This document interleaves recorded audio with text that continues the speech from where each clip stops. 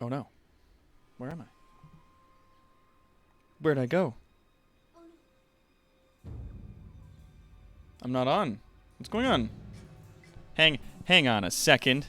Hold on. Webcam. Why are you being silly? Oh, it's because I was already in the thing. Webcam. Webcam. There you are. Webcam, what are you doing? You silly. There I am. Hello. Hi, everyone. My webcam was being silly. Hello, everybody. Hi. It's me, Toronto's greatest supervillain and evil genius, Dr. Terroir. This is our layer 4.0. I'm going to turn the camera a little bit this way. There we go. That works. Bam. Hello, everyone. Hey, we got Death Watch. There's Kara here. Feeny. We got Tonberry. We got Mr. Classic Magic. We got Rusty. We got Neri Tazuma. Balthus Homewood. We got all the usual suspects in here. Rainer's here. Esteban I saw earlier. Hello, hello. Counter Saturn. Hi. Hey, everybody. Come on in. Get comfy. Yeah, I have my cloaking device on. Sorry about that. So when last we left off, we were playing some Sneezy Rats. We were trying to give this whole continent a case of the Sneezums. And it wasn't working out so great. Because these fucking lizard people are just too good at fighting us off and our Sneezums. What was going on? They are all unbreakable still. They all still have it. Whatever that silly thing is of theirs, it's still active. So we can't go back in and fight them. Kara the Volcano Rat is over here. We're going to steal some technology and goof it, apparently. That's fine. But new research has been made available. We're going to grab that up here. And then we're going to move on. Actually, this may work better for me at the current moment. All right. Let's figure this shit out. Oh, thank you for the subscription, Deathwatch. Resumed, resubscribed with Prime for 27 months in a row. Ah, there's the message thing. Thank you so much. Thank you for your donations. I really appreciate that. Them subscriptions, so good. Yeah.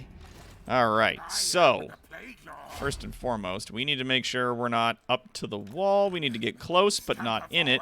He got the Sneezums, so he's losing power on these guys, but they're still unbreakable, so we're not going to run in there and try to fight him just yet. We need to wait. And we will wait while hidden in an ambush stance. And we're going to get Kara, steal some technology. Yes! Nice. That is up to 4 turns now. Research is increased. Steal technology by 20%. That's good. It gets up to 30%, which is nice. Yeah. All right. Now, what we got to do, we got to get these lizards out of here. We got to get this area because it's just like the 2 elven things on this volcano, and then we got to move over and move in with our other rats over in Skaven Blight. We got to move in with them. We got to go hang out on our other continent where it's nice. Maybe get Ikit Claw to join us. See how they're doing. Steals technology. Turns out to be rat traps. Heresy! Okay, so he got the fuck out of Dodge. While the getting was good, apparently, which is perfect for me. Oh, there's a hydrate? Okay. Got a sip of my growth juices.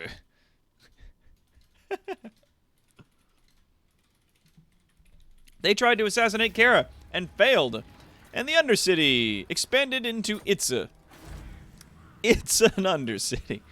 So we're going to put in that, we're going to put in that, and we're going to put in that. Bingo, bango, bongo. Easy. All right, now we're going to run in here. We're going to grab this place back. Boop. And that's just easy peasy lemon squeezy. That's our place now. Blam.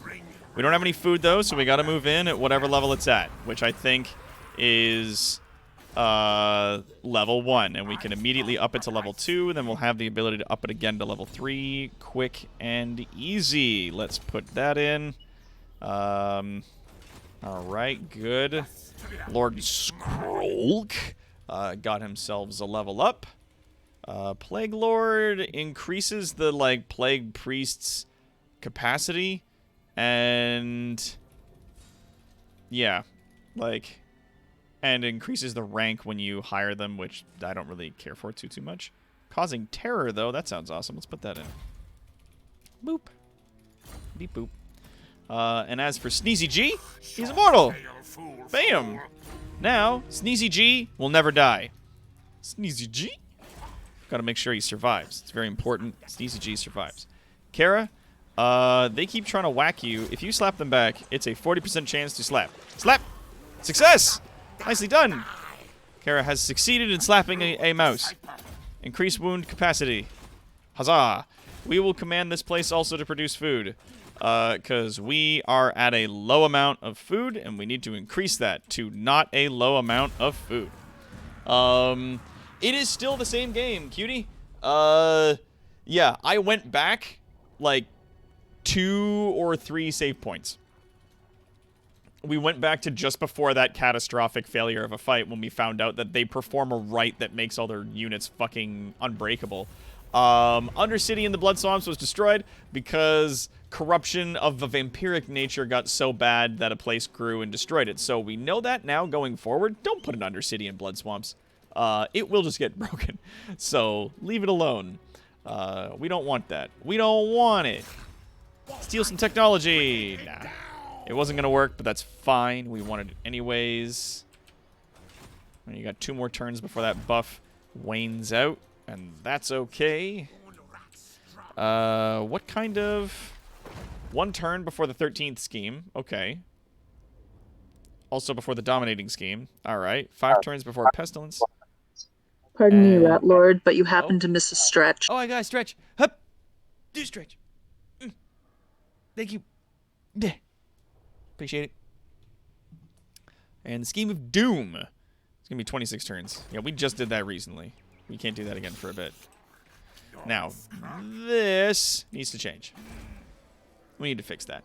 We need to get better monks and better tech. Which means this needs to upgrade to better things. So that we can get fart jars that we can throw at people. Here we go. Virulent plans. Perfection. Get more food production.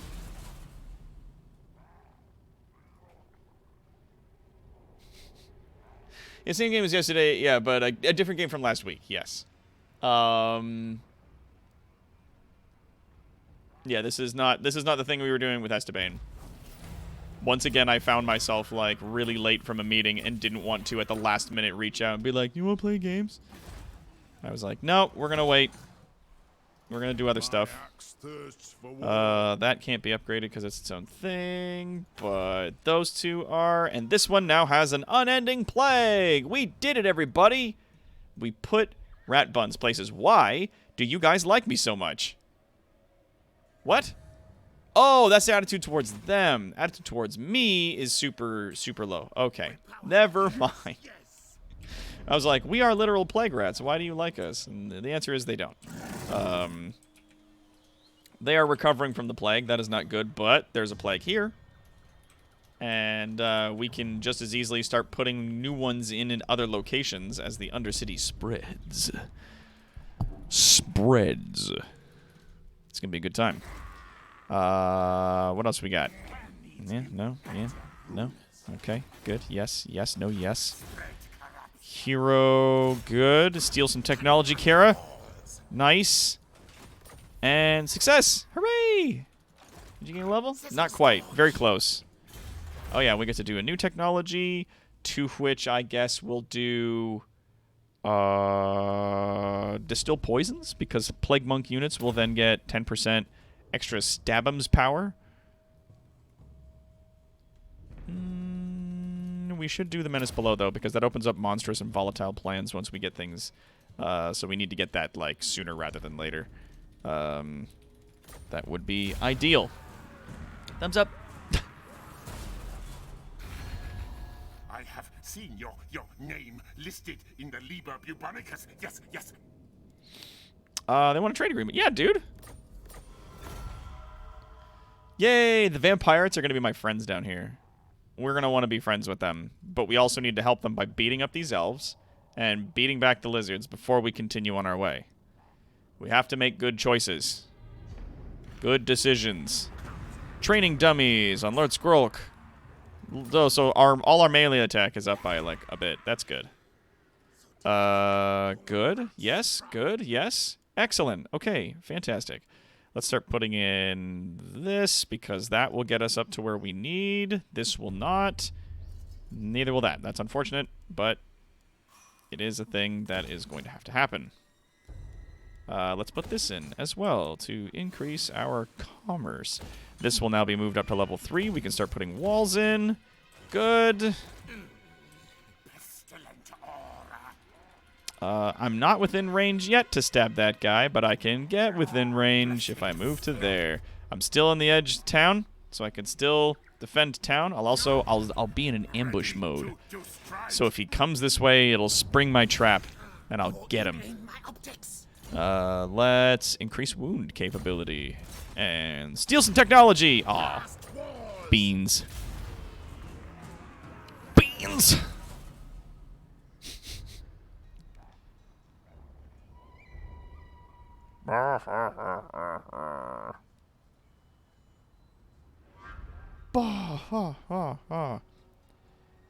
We got this. Stuff snatchers. Good. Yes. Sneezy G. Got to level up. Nice. It's your boy. Sneezy G. Wither or no, I like Bless with Filth. That's actually a very good spell. Because if you overcast it, it gives everybody in an area poison attacks. And you can just be like, all of you assholes do poison now. And I'm gonna... Can I get him? Like, right now? Yeah, I'm gonna try to get him, like, right now. Meh! What's it like? Oh, it's an ambush, and it's in my favor. These guys are not unbreakable. You know what we're gonna do? We're gonna save it. Because it's like, the auto-resolve is like, yeah, you got this. But I don't think we got this. Like, but I'll show you what an ambush looks like. I'm pretty sure if I try to play this out, we're not going to do as well as the computer, but we'll see. We'll see what happens. Oh, that's a big thing, though. That's really big, though. Normally, the ambush thing is super tiny. The starting area is, like, really small. But we'll make do. We'll make do with what we got here. Oh, they have the fire-breathing dudes. That's not good. I don't like that. Put catapults like here. Put them like there so they can shoot down into dudes. But dudes cannot approach them unless they come up. Right? So that'll work. And we can put these guys up here as well. So that they can move up to the edge here and throw rocks down at dudes that are at the bottom. And then we go like this. You go here. You go here. Yeah, I got a lot of these, so I'm going to say about, like, this many. I'm going to go here. Oh, thank you for the follower. We got Prime Savages 97 coming in. Thanks so much. Appreciate you. We can't really come at them from, like, where I want. So let's say we're going to take, like, just 2 of them. We're going to put more over here. I'll put a few more, say, here. Like, this is an ambush, but it's not. Like, there's a lot of space where they just, like, I can't come in to fight them because of the positioning of everything. But we then begin the battle and say, you go there. You guys run in and attack these guys from all sides.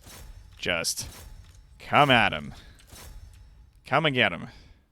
All 3 of you guys, like, run in and attack those dudes. You guys, our little Rocco men's, little rock throwing ratty boys, will move you up a little, so that they can throw at stuff, and then you guys get in there. Get in there. Rah! So it's an ambush. They're coming from all sides. Rio. Yep. There we go. And also clan rats. Like, There we go. You. Beat that guy up. How are you doing? You're doing fine. Let's have you, like, ultra cast that, like so. So it's like Plague Breath. There we go. That disrupts their formation more than anything. Their hero is running over that way. It's fine. You guys run in. Hit them from behind. Where is my boy? Yeah, he's there. Trying to get in. Having some trouble. It's fine. You guys get hit. Yeah, you guys are coming in. Get him. We're going to use these clan rats to just pin these fuckers down.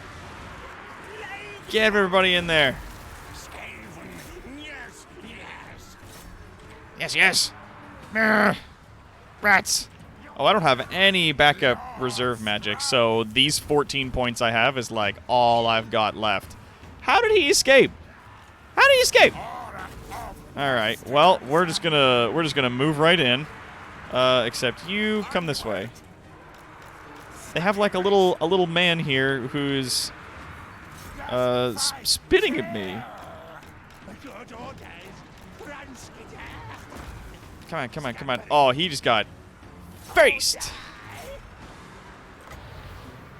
All right, let's get you guys coming in this way.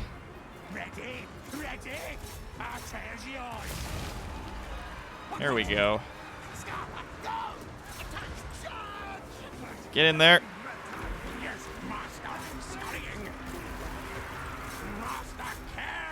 Oh, those guys up there are not doing well.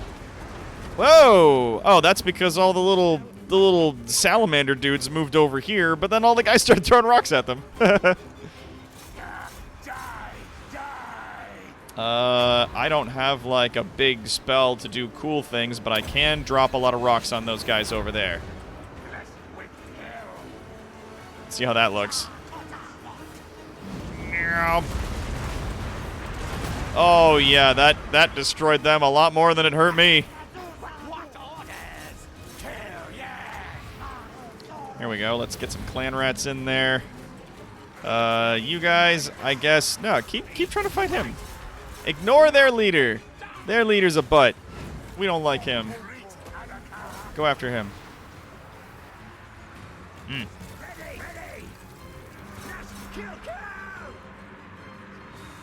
I'll go after those guys now, I guess.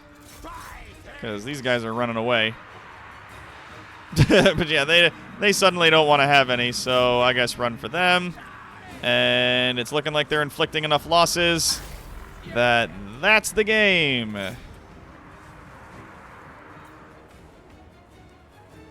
Now, because we got them on the field, we want to definitely kill these guys off. We want to finish them if at all possible. Slice, slice, slice. Slice, slice, slice, slice, slice. Good. Then go after those guys. Yeah, you guys go after them. We want to wipe out as many as we possibly can. As many as possible. Now, all the way over here, this guy is trying to make a break for it. Oh, yeah, I had rat ogres. I completely did not use them. That was a silly thing that I did. That was silly. Whoops. Meh. Oh, is he going to make it? Yeah, it looks like he's going to make it. All right, that's fine. Oh, I got a posture check. Gotta check my posture. Trying to fit up a Hat in Time community level. Someone made a WarioWare level, and it's challenging. Oh, that's cool.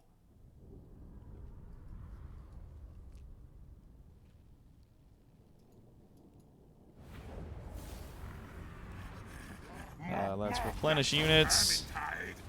Okay, so that slapped him. He ran back over there. He is not dealt with, though, which is an unfortunate situation. And I cannot follow after him without putting myself in potential danger. So we may have to turn around on this one. Like I might need to turn back because he's there. He's got like nothing. Other dude has just reseeded Blood Swamp, so his units are going to be very weak.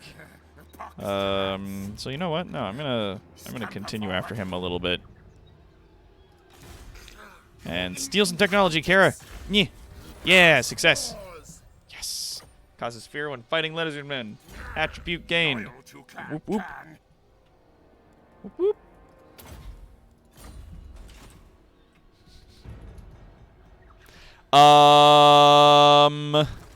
That's bad. When did you get here? Hello, elves. I don't like that. No siree. That's bad. Oh, boy. Oh, boy. Population. I need to get 5 population surplus before I can do any of that stuff. So let's do this. The right to food and growth so that we can recover from our economic situation a little bit better. They're going to have to make sure and then... Oh, what are you doing here? Did you declare war? No, it's foreign trespasser. They have not yet declared war upon me. Alright, he ran off. Good. I should have just auto-resolved and killed him, but there it is. Ah, good. That technology's finished. And we got a new Undercity over here. Nice. And in this Undercity, we're just going to do that and this and the usual. Whoops, not that one. This one. There we go. Just keep it spreading, because that's the whole point of the thing, is to spread. Can I go home quicker that way? I can't, but we're going to try. Ooh, boy, they are coming after me, and they've got them pitchforks and torches. They are unhappy about stuff, which is fair. We did cause a lot of damage. All right, steal some technology. Ah, failure. That's okay. Speaking of which, let's research some tech. Let's get distill poisons, I think. Yeah. Because the other plans and stuff can become available, but that increases weapon strength on all of our dudes by 10%. Not a lot, but it'll be enough. Okay, good. They left. Whatever plan they had to cause problems for me, they decided against.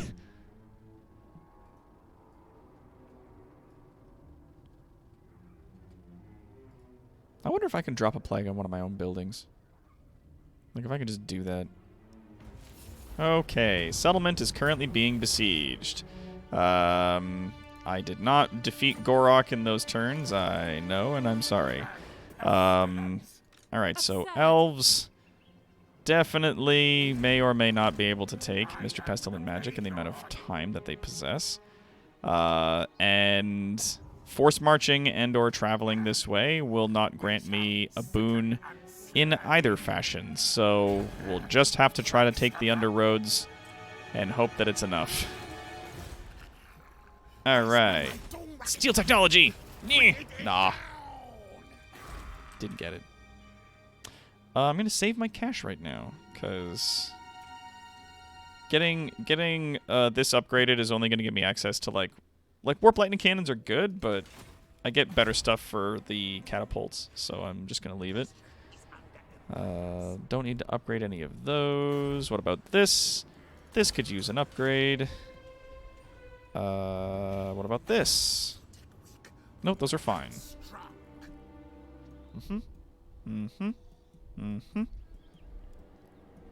Okay. And that's the turn. Okay, so they moved out of the town, and they've put themselves into an encampment. To which I will do the same.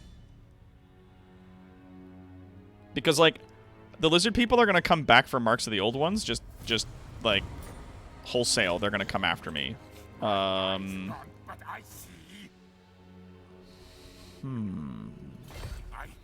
If I move to at least here, I'll be within range of both of them, and I can then start recruiting different units, perhaps. I can get a few more catapults, because having more catapults would benefit me more than having, like, more and more and more of the plague monks. Plague monks are good, but not good enough. Now, are you still within range? You are, actually, you silly bastards. Why don't I come and fight you? Bring death, disease. And it's an ambush. And it's somehow no good. Like, it's an ambush. I've got my army plus all of the settlement garrison, and they're still like, I don't know. I don't know. Let's save it. Because what does the garrison give me? Garrison gives me more catapults, as well as more roguers, a bunch of ranged infantry, and then a bunch of shield infantry. You know what it probably is? It's probably because they have heroes here. One of which is a wizard, a melee specialist, and then a... it says hybrid weapon infantry, but she's like a melee expert and can use a bow. But we did quick save. So let's see. That's a cool thing the rats can do. The rats can oftentimes ambush people, and it works out semi-well because it lets you set up a bunch of your stuff ahead of time. Like, it lets you set up your sort of attack plans while they are quote-unquote traveling. 10 and no backup. I have 10 in reserve. How do I have such low winds of magic? What's going on? Oh, and my reinforcements will arrive from there, so I will attack from this side and hopefully get the drop on them. So let's just, as much as we can, move everybody up to the walls here. There we go. And we'll just have everyone run in. Because they're all infantry and they're all going to suck at this. These guys are anti-infantry as well. Forest Striders, they have dodge. Let's move you up. Because you're mounted, technically, so you going into them is going to be really good. Let's see. If we put our Plague Claw catapults right here, and as long as we're occupying enough of them, they're not going to go after the catapults, which is nice. Let's put you guys, like, here, per se. Is that within range? Sort of not. We'll have to make do. They have 2 ranged units in the back here. We just need to make sure that we send at least, like, 1 group of these guys per group of theirs. And that's all. Okay. So, first things first, you guys, fire on them. Those are our biggest problem. They are anti-infantry, and they suck. You guys, actually, everybody is not on guard mode. I have that turned on for other groups, and I'm not going to turn it off. You two, also there. You, there, you. To those guys, please. You can go to there. You guys, hit them. You, get in there. Let's go from the top here. 1, 2, 3, 4, and 5. What are you doing? You're not doing anything, right? Yeah. Okay. Get in there. Everybody else got a job. You're doing that. You are also doing that now. Congratulations. All right. Everybody's in position. Oh, yeah, you don't have orders. I guess go that way. Oh, and as we're starting, let's just open that up with a big old bombardment of rocks. And begin. Can these guys shoot while moving? No, they're shielded anti-large, and they have charged defense against large foes. Those are the Lothran Sea Guard. Those guys are bullshit, but we'll make do as all of our forces just charge into theirs. Blam! There we go. Poison and filth! And then quickly we're going to pause because we have many forces coming in from this side. All these guys now join our business. Well, except they're not in yet, but that's fine. Let's just grab all of them and be like, get in here. You guys, get in here. Oh, they had a bunch of extra archers that I did not see because they were hidden. Fucking hell. That's not good. That's not good. But it's fine. It's fine. It's fine. We're just going to shred these guys as fast as possible. You guys kill them. You guys kill them. Okay. Oh, fucking K. Let's run you into the back there. And the Plague Claw that is still coming in, let's have you run up. Let's just get you to move to, like, that position. And you boys, you're not doing nothing right now. Get over there. And you boys, get over there. All right. All right, those guys are running, and we want them to run. Yep, you boys get in there. Mix it up. Make a difference. You guys, shoot at them. Those guys are done. They're running. That's fine. Yeah, you get in there. They have a lot of missile infantry, which we need to chase off the field. There we go. Those guys are running for their lives. Good. Throw some stuff into there.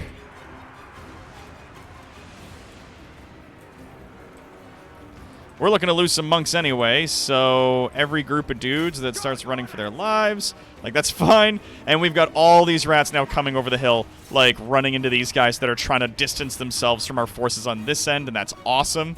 That's going to work out really well for us. Oh, and we have, like, a warlock engineer. Yeah, get up here. Get up here, buddy. Let's run some rats into them from this side. There we go. Yeah, you get in there. You guys fight them, because now they're stuck. Now they're not able to fight shit. Now it's just like a matter of making sure that we're still sort of like, yeah, you guys keep chasing them. Make sure we've got everybody in a good position and everyone's being used and not standing there and getting shot like those guys are. All of you dudes, yeah, focus in on them.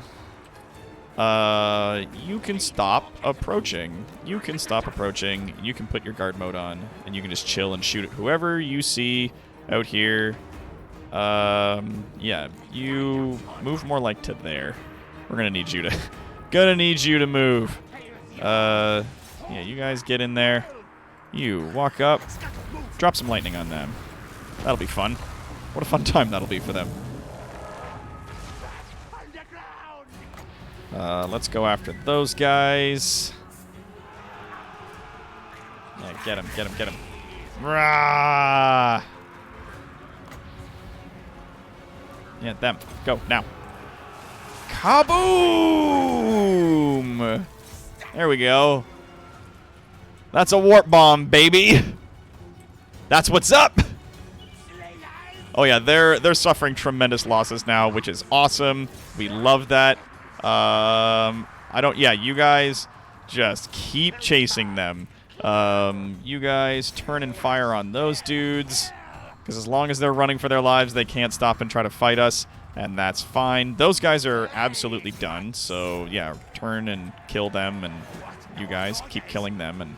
And for defying all reason, of course, our fucking Rogers are running for their lives again, away from things. So whatever, I guess. All of yous, keep fighting. And we got a new group of guys. Arrgh! They're gonna get in there and fuck those dudes up. Alright, you weeping blades on all these dudes. Ding. Ring-a-ding. Alright, kill that dude. That dude's a wizard. Kill him. He's not allowed to survive. Yeah, good. That guy's cheesing it. And we got him. Ladies and gentlemen, we got him. Alright, that was a fucking mess, but we did it. We still got him at the end of the day. We beat these dudes right the fuck up, and that's a good thing. Yeah, keep trying to kill that dude, please. Please and thank you. Alright, enemy commander is making a break for it. If all of you could potentially kill him, please. Before he escapes, would be ideal. Let's try to slow him down by summoning some clan rats in his face. Blah! Get him. Yep, then all those guys over there got orders to kill this dude. And they're all just, like, running up, throwing rocks at him and stuff. Get him. like, kill him, though. Yeah, all of you, get in there. He's still getting away.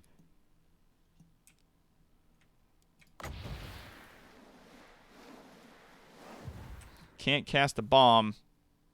Oh, well. Yeah, and he's in trees and stuff. Rat. Ah, okay. Well, that's fine. Chase after that dude, I guess. Most of them are escaping, but it's okay, because then we're gonna quit.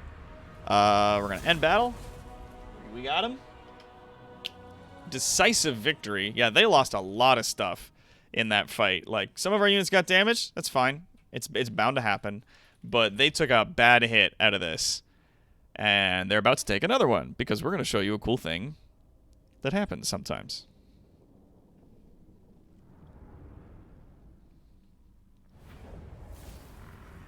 Boom. Not only are we going to replenish our... Actually, you know what? Let's take the food. A bunch of their units lost enough dudes that they just erased them out, which is fine. That pushed him into the corner, and because he had nowhere else to fall back, they just died. They're just straight up. They didn't make it. Enemy killed. Decisive victory. Enemy siege lifted. On Mr. Pestilent Magic. There we go. Now we're going to put ourselves into force march. We're going to move back to the middle area here because these guys are going to try to come back for the marks of the old ones once again. Also, I am open to new names for stuff if people have better new names for things. Let's take all of these guys. Squibsham. Alright, good. So we don't have as many units of dudes, but the units of dudes that we have, they're in better shape. They're good. Let's do evasion. Because we're going to get up to some of these good spells. Gonna get that good shit. Blessed with filth. Okay. Oh, there's a clay. And a servants. Oh. We got some peeps. Let's put you upgrade. Let's get you upgrade. Let's get you upgraded because I don't think Ruthless Plans. Yes, it was. It was done, but it's fine. It is fine. All right. Oh, and last but certainly not least, of course, we got Kara, who's gonna steal some technology. Yeah, success! Steal technology action research rate is increased by an additional 5%. And then we're gonna top that up, so that should be... It's gonna be more next time. It'll be fine. Oh, hey! Vince donated 21 Canadian dollars. 21 bucks? 21 bucks for year 21. Keep up the good work. Thanks, buddy. Appreciate that, Vince. Gotta keep the channel running. Gotta keep going. It's gonna be good. All right. So now we're in a little bit better shape. Oh, that other army that's walking around, they got plagued. That's plagued. That's plagued. Everybody's got the sneezums. Good.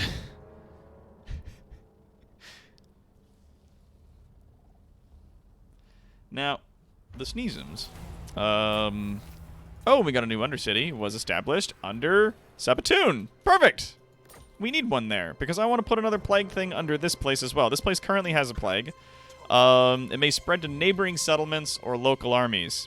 Perfect. There's only 2 turns left on that, but I wanted to build basically the same thing as this, so that every settlement that kind of surrounds the interim to getting into this province that I'm going to keep will be filled with rat farts. And that is an important part of my life right now, and I'll thank you very much to respect that. But yeah, it's finished in the other location there. There is a small amount of discoverability. It's totally fine. More technology stolen by Kara. Very good. Good, good. That's getting our tech along real fast, real tasty. Yeah, let's just force march all the way into the next location. And in 1 turn, that'll be done, and we can bump it up to the next one, just like that.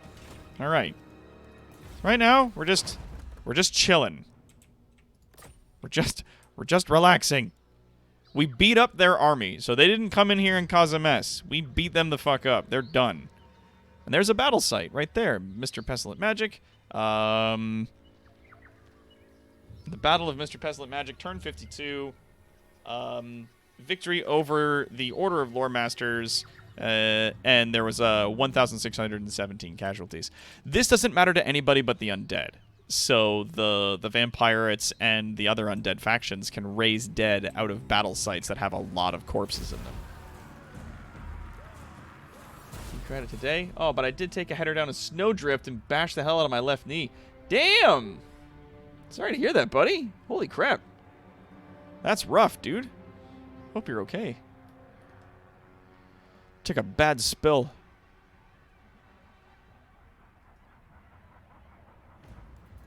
Okay. Now, I need to whap this guy, because 82%. Nice. Thank you. Because there is a skink. It is sneaking around my territory, and I would much rather it did not do that, please. So let's get magical reserves going. Plague still spreading. Grab some technology. Good. Excellent. All right, let's increase that mobility a little bit. Liking that.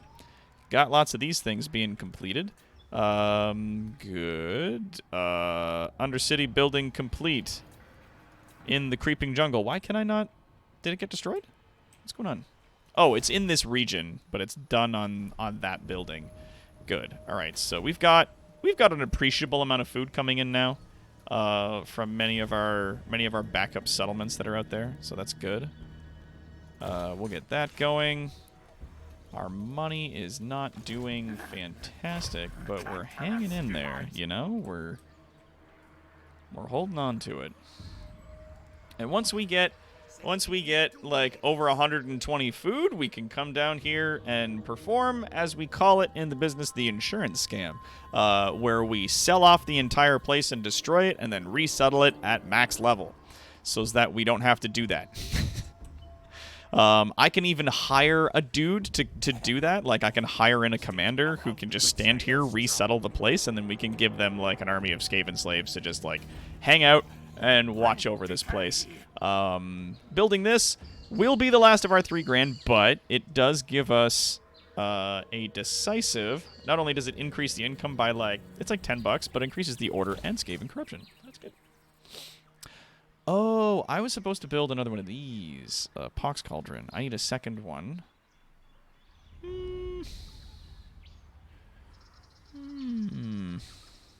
Yeah. Yep, we're going to have to do that there. Oh, good. And we can also spend a little cash on our pestilence scheme. So we're going to give the Star Tower a case of the Sneezums. We're going to get some rat farts all over that place, because those guys have been a thorn in our side for way too goddamn long. And we hate them so much. So much we hate them. Alright.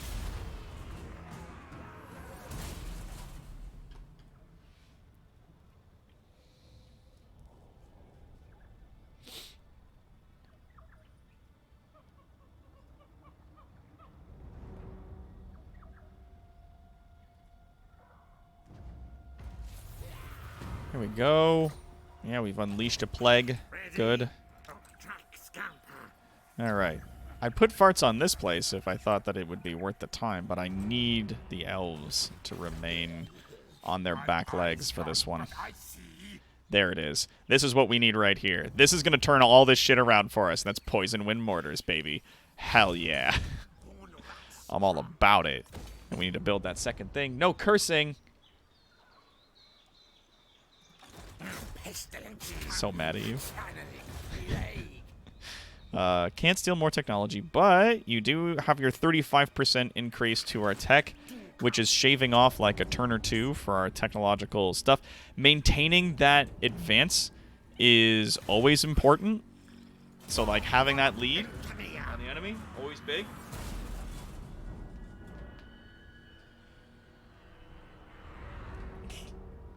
Rats may hate you, but their faces are not as expressive as hamsters. You know a hamster hates you because it glares at you. Is that a thing that happens?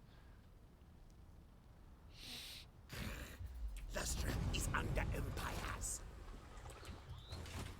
Actually, before we do anything, let's have a quick look what our situation is. We are at 104 food. We're almost there. We're almost there.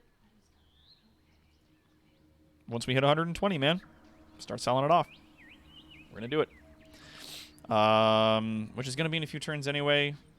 Let's get the poison wind mortars in first, and then we'll worry about that stuff later. All right. Look out. It's rat farts. Got him. Ha! Got him! Steal some technology. Good. Just going to keep going. You're at level 13. Soon you'll be level 20. You'll be able to give us a lot of that sweet, sweet immortality. I don't know what turn we're at, but I worry about the invasion of chaos.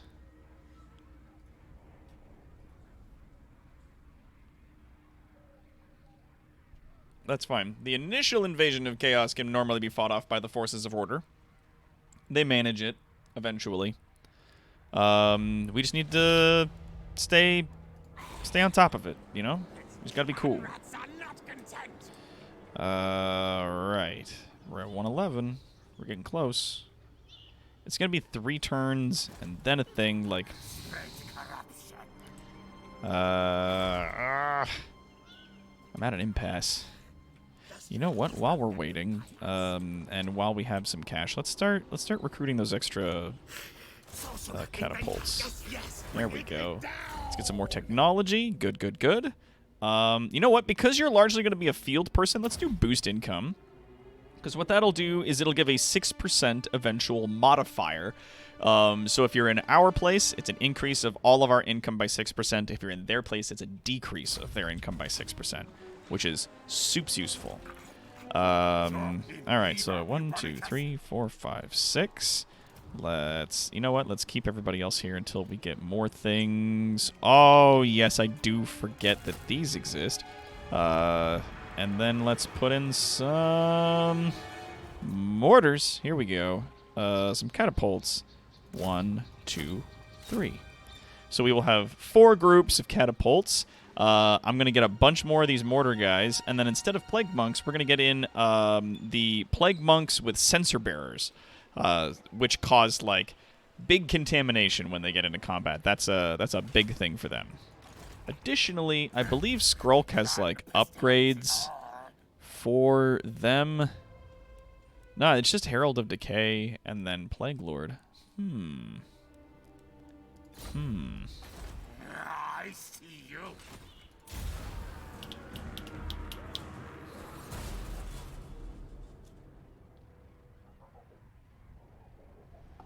Pumpkin.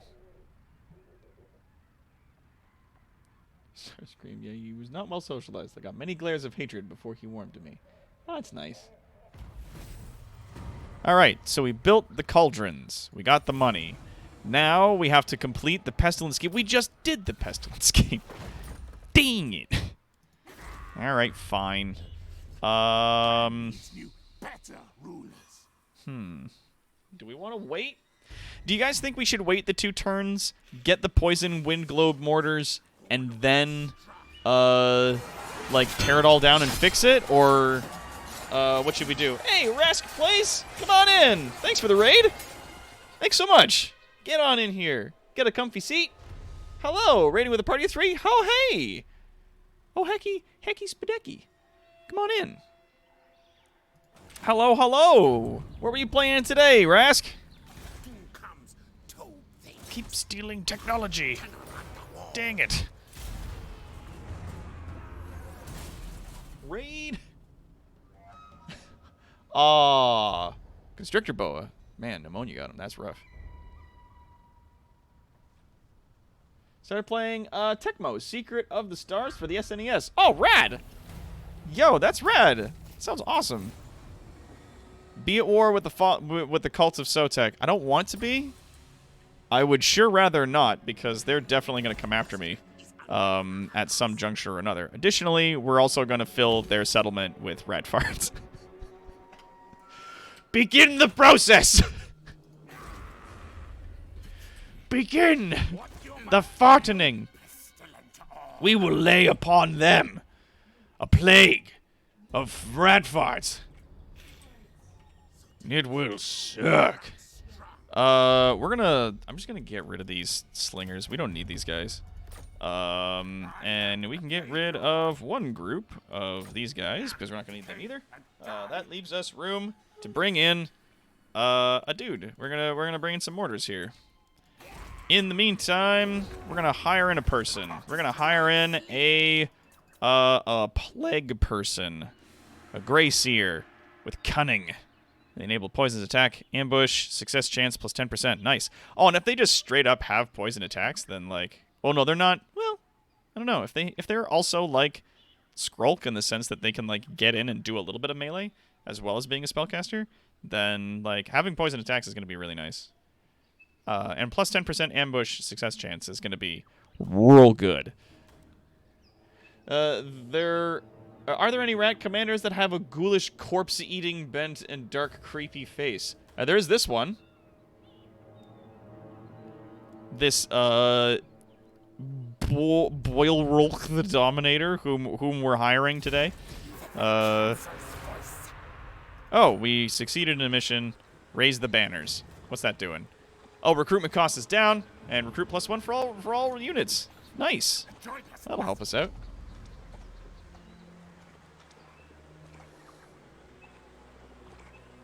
Yeah, we got a creepy face here, Clay.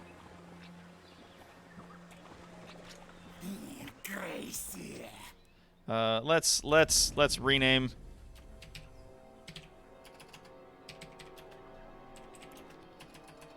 We'll just be Clay Ghoul Rat. Here we go. Bam. Ghoul the Rat of Death. Sure.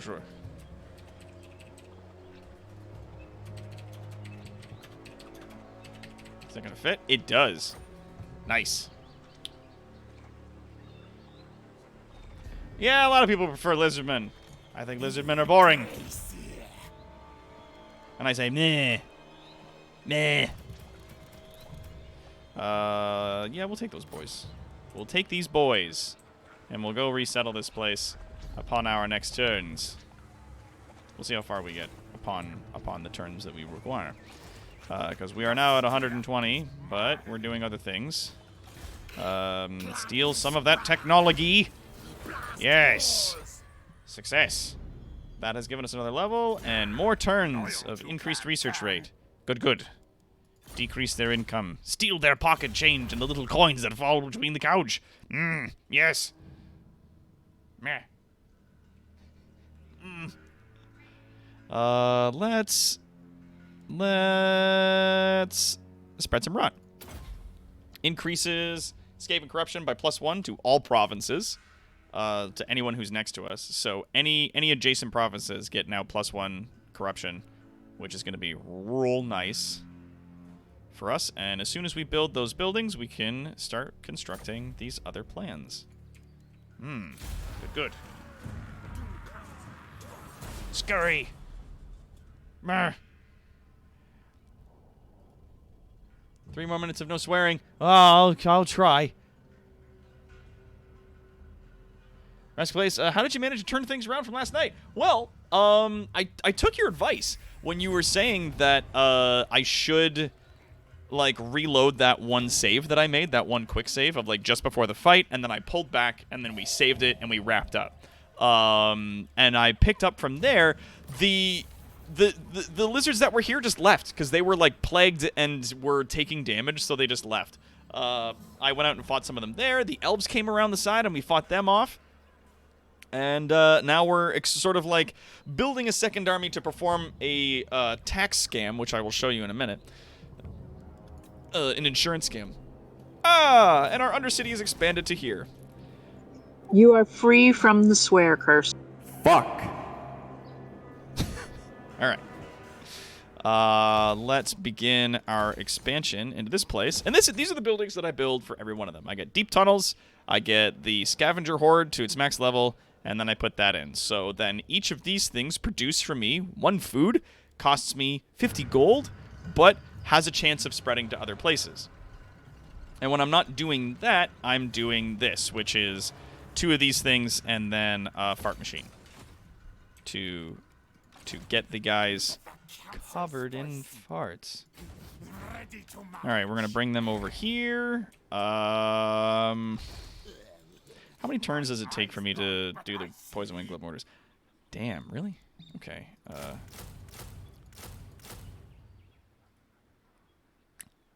Okay, we're gonna take it like that. We're just gonna take it as it is. We're gonna try it. In the meantime, we're gonna just start breaking it down. Just gonna start doing it. Yes, yes. Okay. It's gonna get started. Kara not yet moved. Kara, that's fine. This is gonna put us on like a weird spot. Since creepy Undertakers had to give you a Lord Kane, yes, yes, scowl. Scapascari. And we've got some plague moving into our territories, which for us is good. We are the rats what like things when they're stanky. Everyone loves their own brand. And then next turn, when these are done, we should be able to finish this, right? Like I can't do it this turn.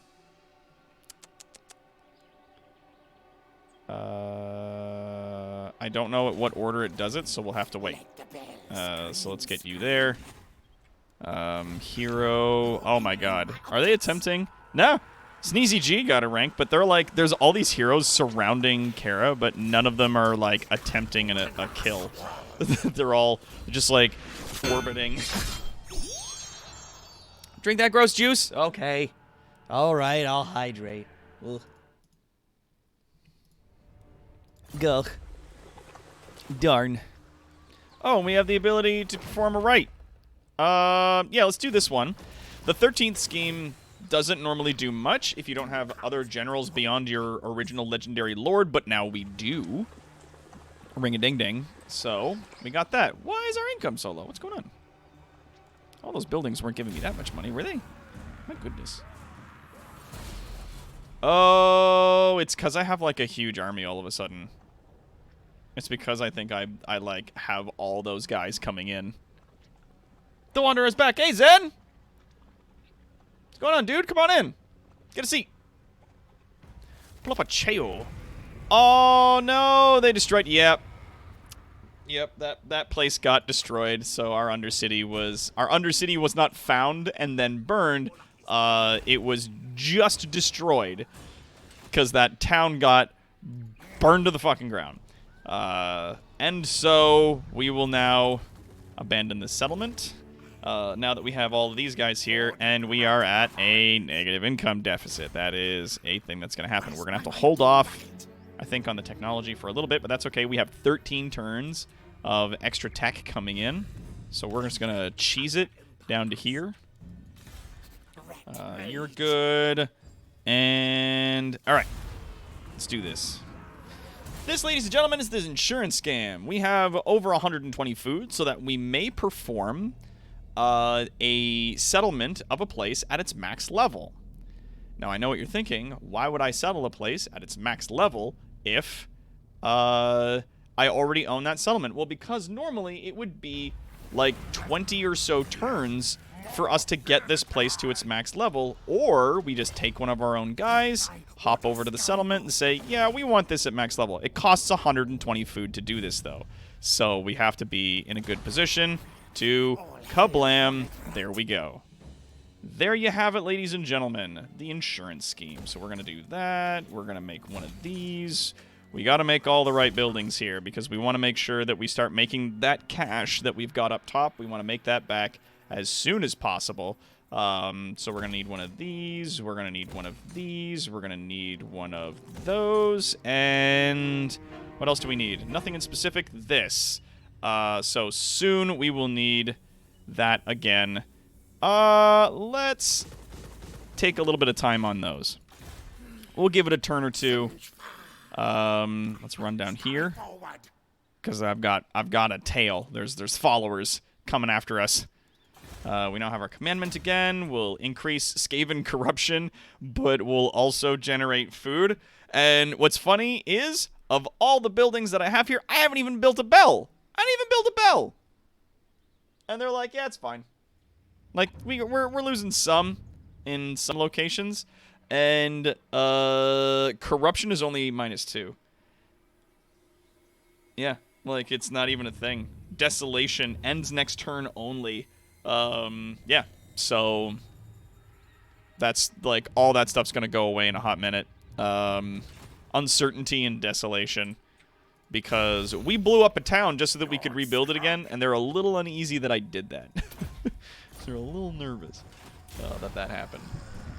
The rats do like their bells, yeah. The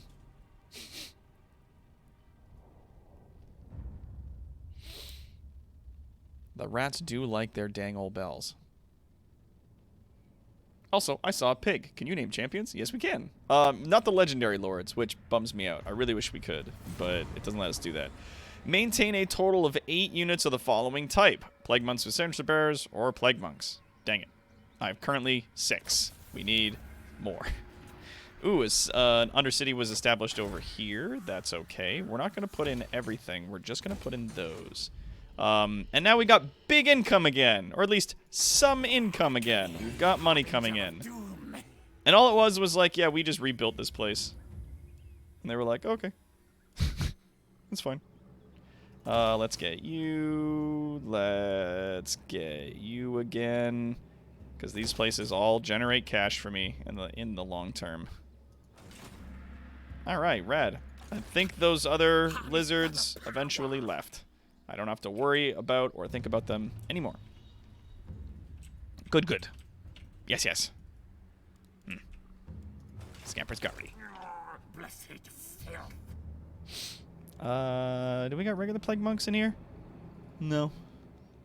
You got anything else? No? Okay. Nothing else that I'm particularly after. Let's go with... I currently have 6. Let's go 2 of them. Because we need to have them. Name the pig champ Technoblade. I don't have any pig champions. But Technoblade's a pretty cool name for a pig champ. Doc, go conquer that volcano. I'm gonna. I gotta get this place built up again. So that I can then send myself out with a proper army of actual good dudes. Alright, sweet. We got those guys. Kill 500 enemies in battle to get the Rod of Corruption. Oh shit, wouldn't you look? Never. Look what time it is. It's time to kill some fucking elves.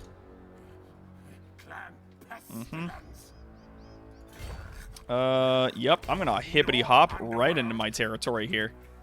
Hippity hoppity, get off of my property. What are you doing here, man? Get out of here. Dog, you're not supposed to be here. I'm gonna make some walls around my main settlement here. Clay's gonna be in charge of that place for a little bit. Yeah, hero's not moved. That's okay. You gained a level regardless. Good for you. Perfect. Let's give you magic, just in case.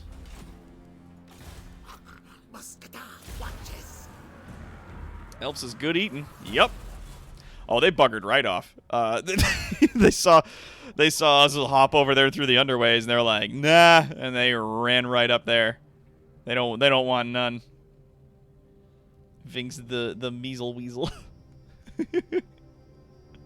Yeah, okay. We'll see what happens. Ah, the right expires. The dominating scheme. Perfect.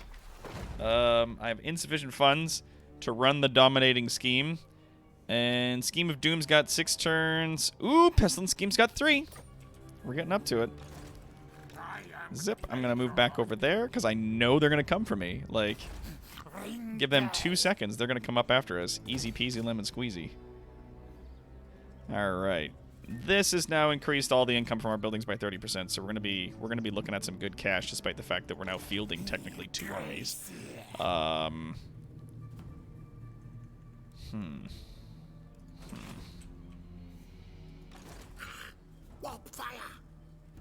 I'm gonna need you to go up there and eventually deal with that skink. There is a nasty skink in our. Actually, you know what? Can you just... Can you do it? Liber Can you Bubonicus. wound? Oh, we don't have the money. Dang it. We'll leave it to Kara. Ah, the plague spread. Hooray! Technoblade is some person on YouTube which is literally a pig in Minecraft who is known for being an extremely strong PvPer and a blood for the blood god. Yeah, alright, cool. Alright. I think that'll be fun. Oh, good, and my Undercity spread back into that place that it was kicked out of. I might have enough money to, yes, put that back in. Dope. Alright. That does kind of take up all our cash for the turn, though, which is an unfortunate situation. You still got 8 turns of extra tech. Good. Good. There's farts here and here. Good. Excellent. We've almost got 3 grand worth of income. Let's boot these guys. Oh, that's why suddenly our income went through the roof. It's because you have plague monks in your army. Let's get rid of those, and let's give you something else next turn. Let's give you some other dudes, like warp fire throwers and Skaven slaves and stuff, because it actually, like, plague monks actually have a really big, like, they have the highest upkeep of any of our units right now, and it's costing us a lot for you to hang on to them, whereas Skrulk gets like a 50% off upkeep for any of those units. So that's why I was like, why am I losing all my money? I don't know what's going on. I wonder if there is a Fox clan of sorts. I don't know, Zen. Off the top of my head, I can't really think of it. Skaven are about as close to foxes as you're gonna get as a playable race in this game. Hard to say though. Ib Troob. Buh. All hail, horned rat. So let's get you some dudes with flamethrowers. Because nothing says I'm having a good time like a bunch of guys with flamethrowers. Now, can you wound this guy? 81% chance. Slap that skink. Bah! Yes! Got him. Well done. We didn't have to bother Sneezy G. Lord Skrull. Sneezy G. And yeah, we don't have to recruit from the regiments of renown for now. We're doing pretty okay.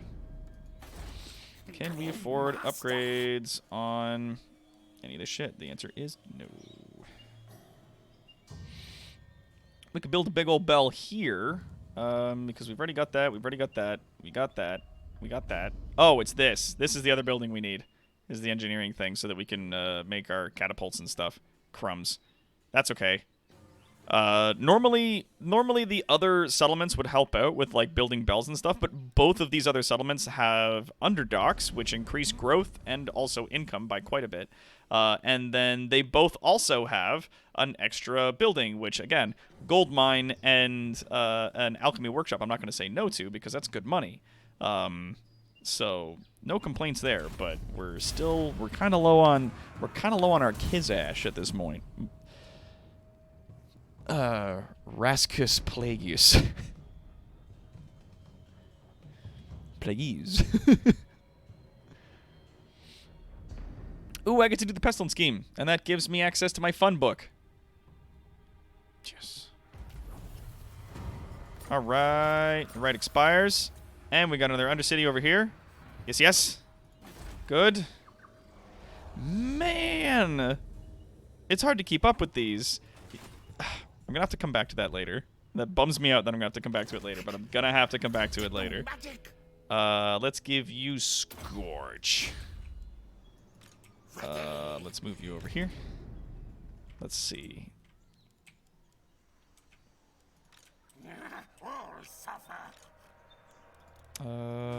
Good. Yes. Now the town, we can upgrade that. That's gonna cost us pretty much all of our money for the upgrade, but it gives us 10% extra income from all regions in the province. Except you. You can also be upgraded. Or, dang it, that's not enough. Beans. So we'll also upgrade you. Now, I know what you're saying. You've got a 2 plague cauldrons. What's going on there? Well, the answer to that is, 1, I needed it for a quest so that we could get Buddy over here his fun items. But 2, it also just increases the amount of Skaven corruption that's not only present in our province, but also goes into these other places. The higher their corruption, the lower their public order is going to be. Yeah, they're getting a -7 from my corruption, and my corruption is only at 33%. So the higher it goes, the less they like it, and the more often they're going to have to be fighting off public order problems than normal. It also means they're going to hate me and pretty much be at war with me all the time, but they're going to be fighting themselves more than me, so I'm fine. I'm good. Volatile plans, good. This is really just for weapon teams and missile infantry and weapon teams. So I mean this is gonna be good for our poison wind globe guys. But there's also this, which is extra leadership and melee attack for plague monks. So let's get that going. Let's get that wagon trailer moving. All right. Get that cash money. That's right.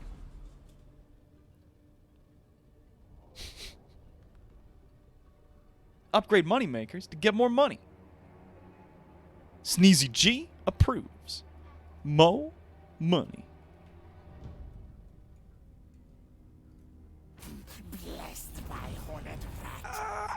An age of discovery. All the people that have ports know about that. Oh yeah, and then beating him up in a fight is gonna give me like some stuff, I guess. To which I say, yeah, right. Okay. Heck yeah, dude.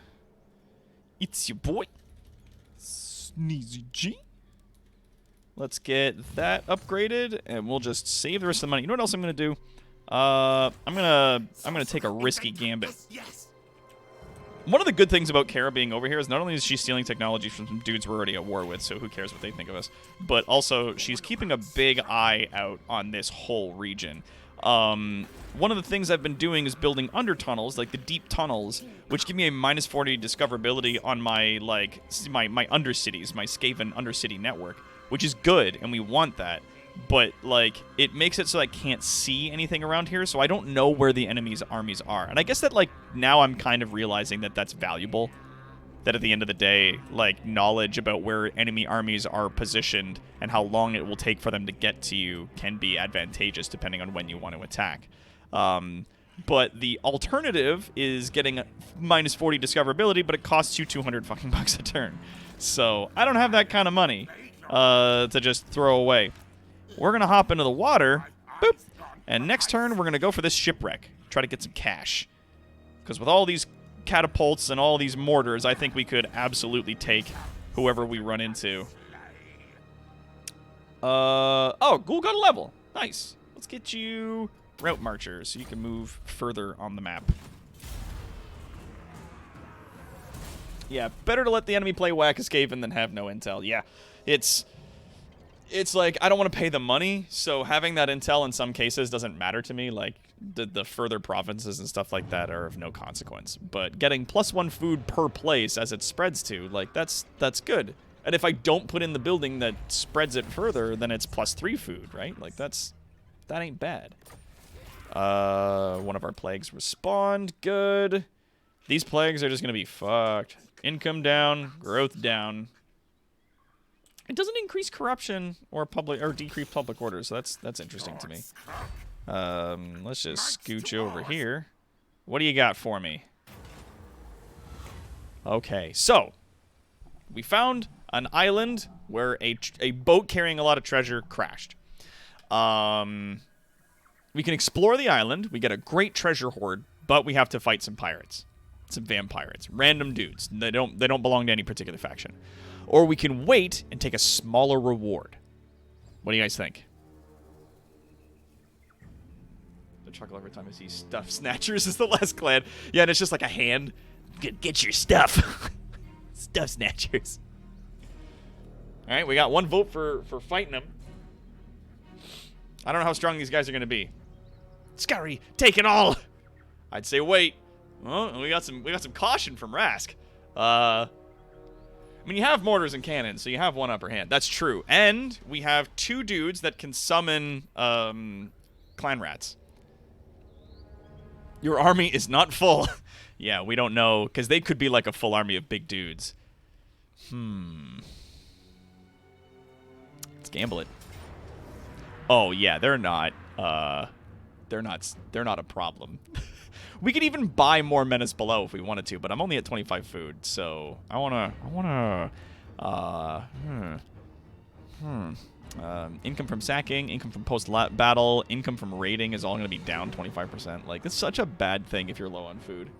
But we do have all this stuff. Let's see all this stuff in action. So we'll do a quick save, right? And then we're gonna bring these guys basically to stand out there to summon clan rats into the face of these dudes as they come at us, and we're just gonna drop farts all over them. Turn them into vampire jerky. Yes. Yeah, no, we can do the save. Can't save before we know. Otherwise, like, they'll only let you save once you've like engaged the fight. They won't let you figure out if it's a bad idea first. Okay, so we're fighting vampires, right? Let's gamble. Let's gamble. Let's see what we got. What is this? We lost a little bit of magic. That's fine. We have huge reserves though. Bimg reserves in Winds of Magic. So that's gonna work to our favor. That's the back of the map there, and there's a hill leading up to it. So I say let's move all the way back, right? Let's back right up. Let's get everybody backed right up. They don't have any artillery, so they're going to need to come over here. All right. There's the back line. Let's just, like, stretch these guys right out, just like that. Let's go. Let's flatten them right against the wall. And these dudes, let's do the same. Let's get them back. Let's flatten them out. Bam. Right? Let's maybe flatten them out a little bit more. There we go. That's better. There we go. All right. So, those guys are going to have to come over the hill at us. We're going to have to deal with them. Now we got these plague monks, sensor bearers. We'll keep them back here, just in case some of them get past us.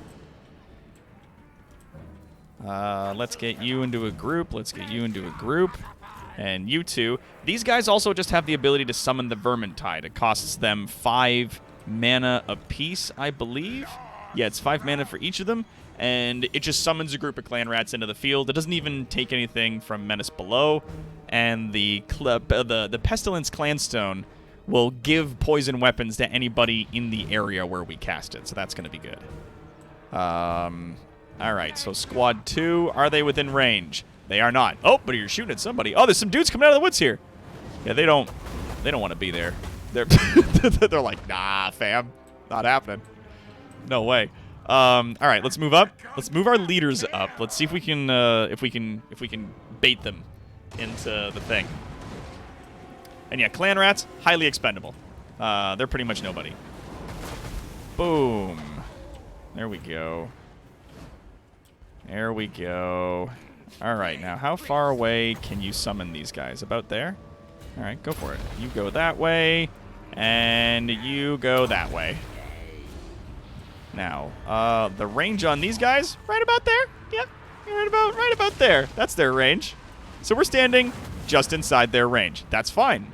Let's move these guys into position. Let's back up to the water at the very least. Let's back up to there. Those guys are already crumbling. Oh, they got hit with a lot of Plague Claw catapults. That's why they don't like being hit with big wads of stank. And in come the farts.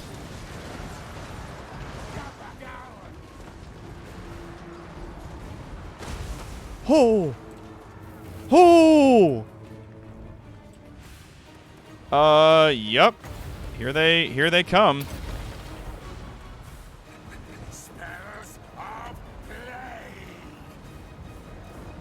Yeah, these guys, they're not doing good. They've got a long approach still to get up here. And those are the death ones that explode into death globes, which do way more damage over time and cause a way higher loss of loyalty. Those dudes tried to cut in. They did not make it. Those guys got beat up there. Good. Yup, and those guys are just gun users. They've got they've got, like, rifles and, yeah, close quarters missile infantry. So, like, they've got some good guns. The vampirates are definitely in an advantageous position where they have undead units that also have ranged units mixed in, which, not good.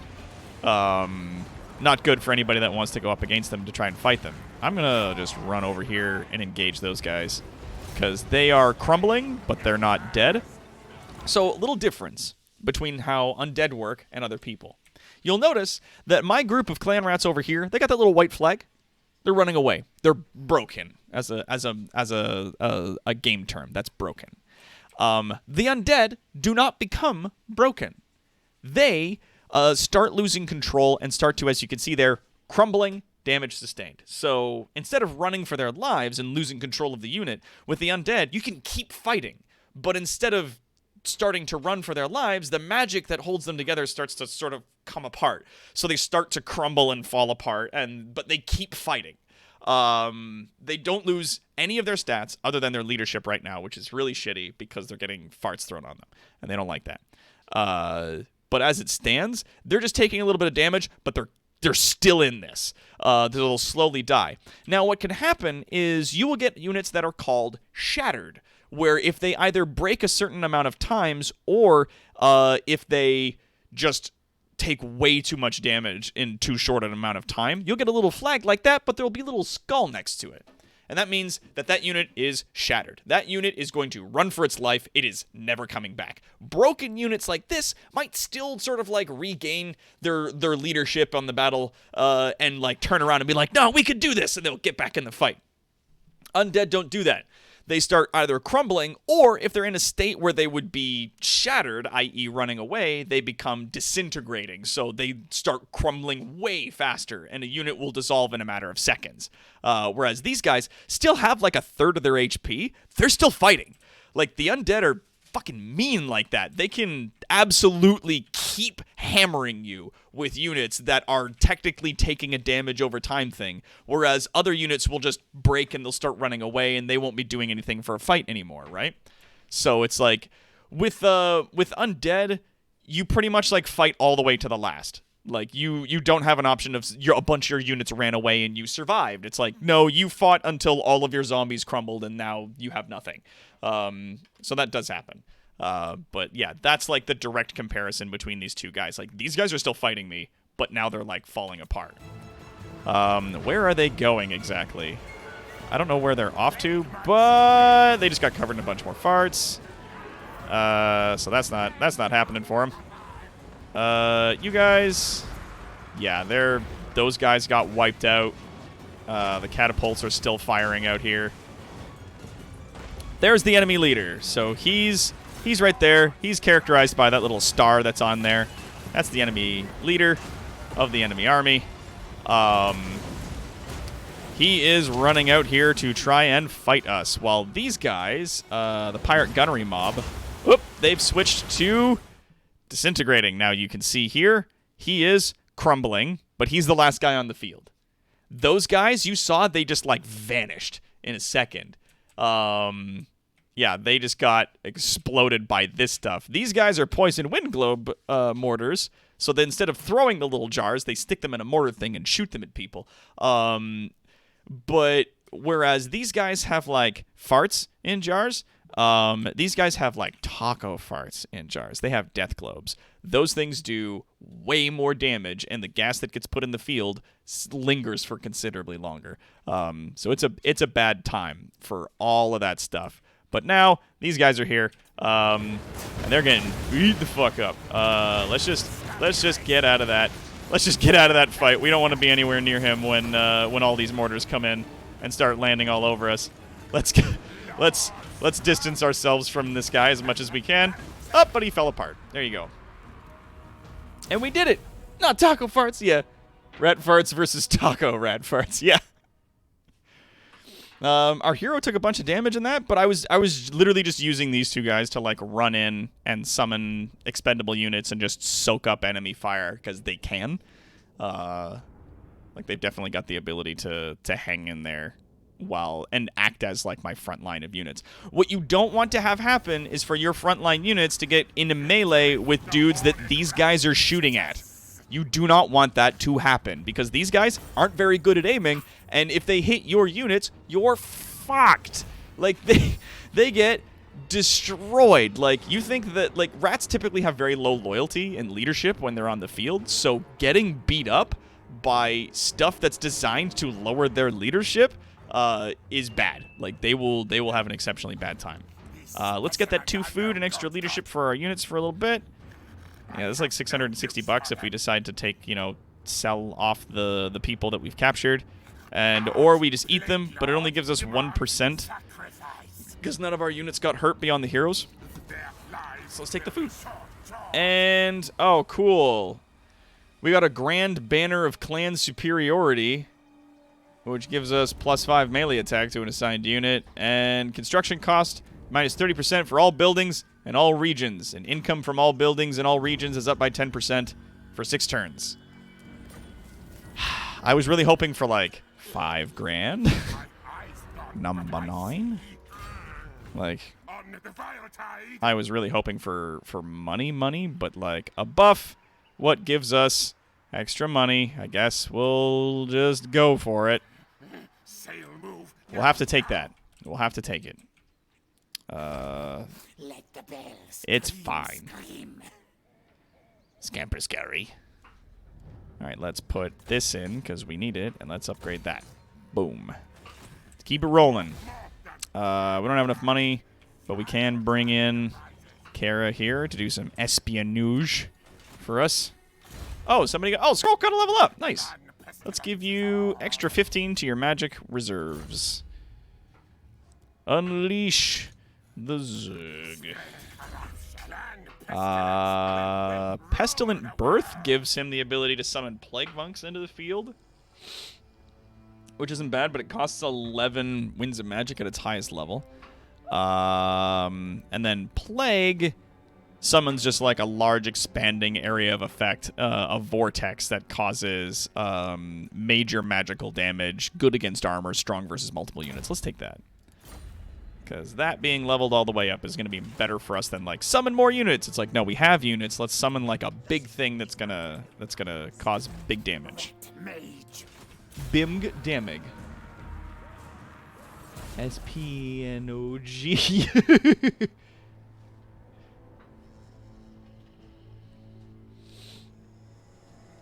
Yeah, 10% income from everything for 6 turns is, like, good, but sometimes you can get, like, 5 grand out of those things, and I'm like, I really would have rather the 5 grand up front so that I could have made, like, some upgrades and done some stuff. Would have been nice. Must be fucking nice. All right, first let's start by getting into Mr. Pestilent Magic. Boop. Then let us begin the Pestilent Scheme. Yeah. Now, there we go, the Liber Bubonicus. Got it. Now we have to do a fight. There's a fight that they want us to do. It's over there. How big is it? You know what? Do both of them, and if it's too much, then we can just save it and eat it later. Yeah. Yeah. Okay, appreciate. Okay. I'll keep an eye on my phone. My phone is currently on. Huzzah. Hooray. Responsible people. Now here's a problem. This guy, he doesn't like what I'm doing. He's coming out here to cause a problem, right? He's gonna come out here with all these guys. Look at it's Teclis himself. Great high dildo of the elves himself. Coming out here to cause a problem, right? He's being a right little fanny butt. I don't like him. So we are gonna switch ourselves to ambush. We're gonna hide right here. So if he's like, I'm gonna fucking get him, and hops up into here to attack Mr. Pestilent Magic, guess what? Ambush. We're gonna get him. Hopefully. I think that's how it works. I'm not entirely sure. Steel technology! Yes! Nah. Technology! Faithful servant of decay. All right, once we get the extra units into this army, we can just step outside the thing, teleport over here, and perform this thing. Once we do that, because we've been following like a little quest chain that the game's been giving us, once we get that completed and do this, the Liber Bubonicus, that will give our little rat friend here this magic item, which, when they have it in their inventory, will give them magic cost -2 for plague, and for the upgraded thing, hero recruit rank +4 for plague priests in all provinces. That's not bad. The right for the pestilence scheme will cost me 25% less money. I'll get +3 corruption in my local province, and I will get the ability, the Liber Bubonicus, which will allow me to cause a lot of direct damage to single targets. So this is good against hero units or commander units. So if I see the enemy commander on the field, snap, I can hit him. It's 100 yards. It's got a 2-minute cooldown, and it costs me no winds of magic. I can just snap and hit him with a bad case of the sneezums. We can send him packing. Here's the hope. Oh, Mr. Classic Magic Gaming had a snooze. Is there a champion unit with high defense? Not yet. We can definitely try to pull one, though, if we can. Like, let's see what kind of heroes can we get. Sorcerers. And that's it. We don't have any of the other buildings. And it's only plague priests we can get right now. The Eshin sorcerers require us to not only build the buildings for priests, but also like the rat ninja thing, which is silly to me. Yeah, you run! Get the fuck off on my lawn, proverbially speaking. Hey, hero, have this disease. Issue. Snap, crackle, pop. Sneeze and poof crispy. That's right. Undercity established. Don't mind if I do. Let's go with the old usual. Let's put some rat stuff in. And as a matter of fact, there's another place over here that, yeah, you guys got another thing. Let's put some more rat stuff in over there. And we'll, like, as we get money, we can upgrade these more so that we have more food coming in. Once we get to high food, it's good leadership for your armies, good growth, which doesn't really matter, and high public order, which is nice. We're going to want that. It's going to be nice. There we go. This is alarmingly cheap for me to get to the last level of, but okay. Skaven corruption, +4 in additional provinces, or in adjacent provinces, my god. But it gives us these. Plague monks with sensor bearers. We need that. We need it bad. We're bringing them in. The Sneezy boys. Big Sneems.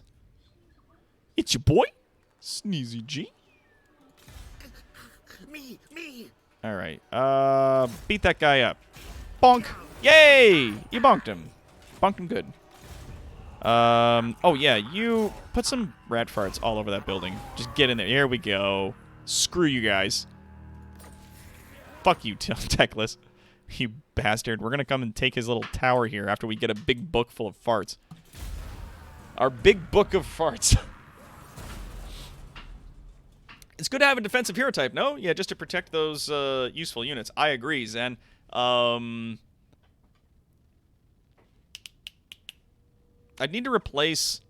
Like, it's hard for me to do that here, only because the structures that are required to hire those heroes are sort of not available. The only place that I could do that is if I replaced this building here, which increases my recruitment capacity by 1, but it also increases some other things for me.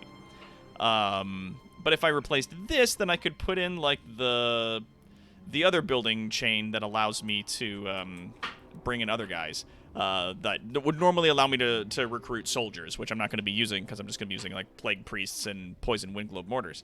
But if I bring in those soldiers, then it gives me the opportunity to, like, I don't have to hire the soldiers, but it is a building that will let me also hire the, like, melee heroes.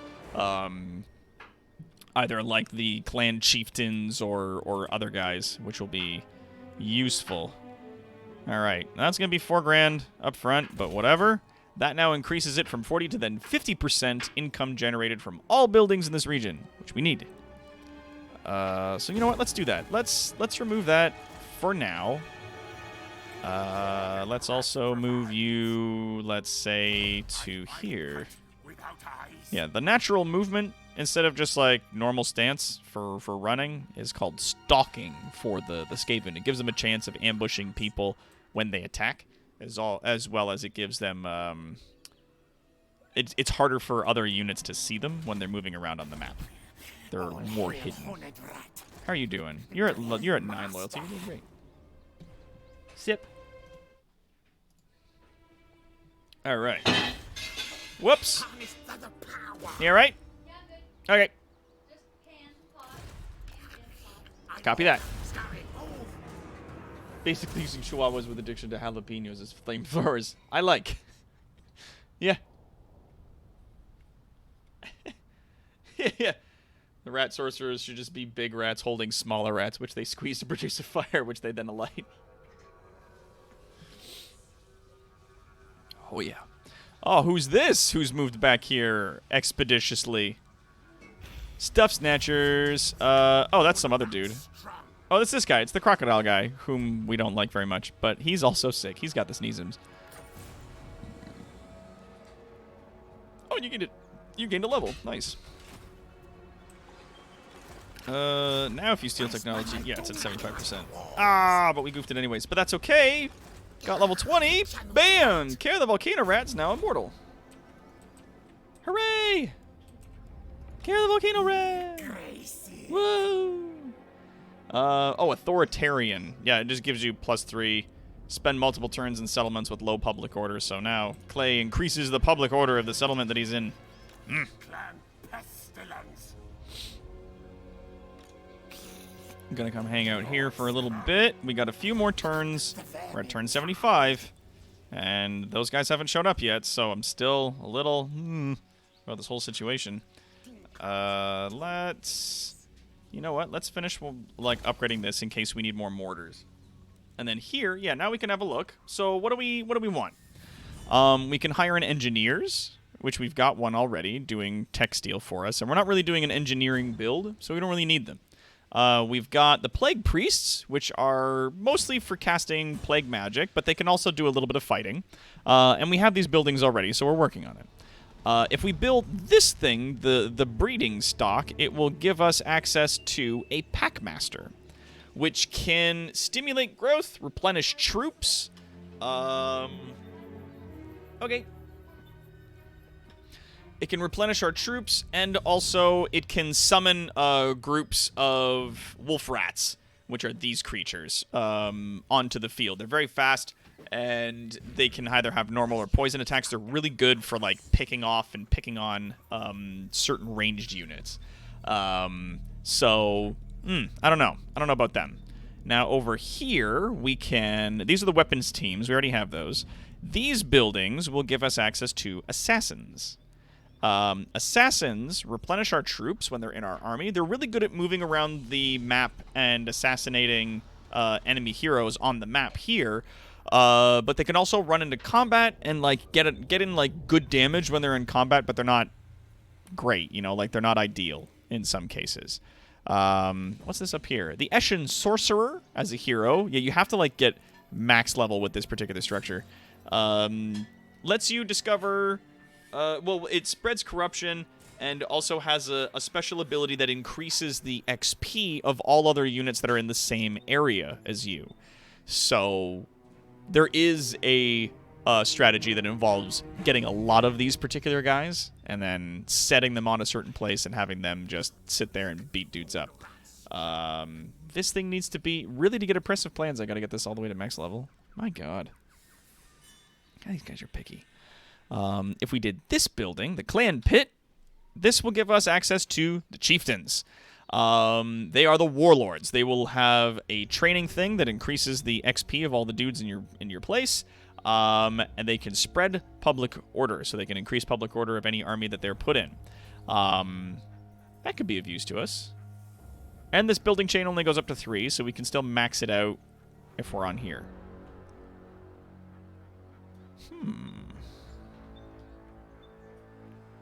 That could be of use to us. This is definitely like a big fighty dude. The Chieftain.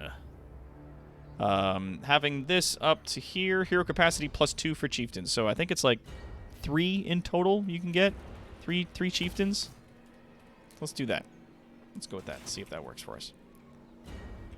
Kara's already gone. All right. So that's going to do crazy damage to solo hero units. Not so great against units. Yeah. If they're fighting like solo hero units that are already engaged with a group of your dudes, then they're better. But if they try to, like, in many cases, assassin units, even from any race, but assassin units, when they try to, like, 1v1 a hero, sometimes they do not do well because those hero units might have a lot more armor and staying power, and they can just outlast the damage that some of these other places are trying to dish out to them. Oh, our Undercity spread to this place. My God, it's just going. Let's do that. Let's do that. Let's have a look into these places. Let's just save that money for now. We'll just save the money at present. We got 2 turns left. This will be upgraded. We can upgrade that. All right. Okay. We're coming along. Oh, Sneezy G got an upgrade. Nice. Sneezy G got a level. Good. Inventor. Yes, yes. Yeah, high damage, low survivability. So, like, they're literally good use as assassins. So, like, if you have an assassin unit that's even, like, max level, like level 40, the undead have, like, banshees that are really good for this. And you see an enemy general or a lord or a hero on the field, you run, like, trash units in just to gum them up, right? Like zombies for the undead. For us, it's like Skaven slaves. You just run them in, and they'll like quickly like run around and surround that guy and start attacking them, and they'll start trying to fight them off, and it gobs them down on that spot. Then you get the assassin to move in, because the assassin will do that big damage, but they won't have the opportunity to like really fight them off, and oftentimes they'll be too distracted with trying to do some other stuff to, you know, get you to go away. Which is of use. Let me tell you. Let's upgrade this for now. Actually, you know what? Let's hang on to the money. In the meantime, we should be able to get a hero now, a chieftain. Chieftain man. We got tactician, leadership aura size plus 25%, and they give +4 leadership to everybody. Or give them better charge bonus and weapon strength, or armor-piercing weapon damage plus 35. Melee attack +8. That's really good. That's a really good one right there. All right, so what are we going to name this guy? This little guy right here. Yeah, get you in there. What are we going to name that guy?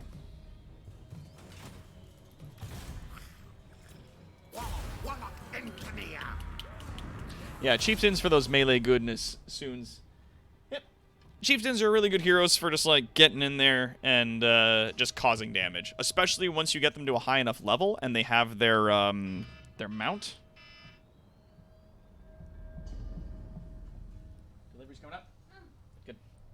But once you get them onto their mount, you can either get them onto, like, a brood horror, which is like a giant hairless rat, or you can put them onto a big, like, hulking rat ogre.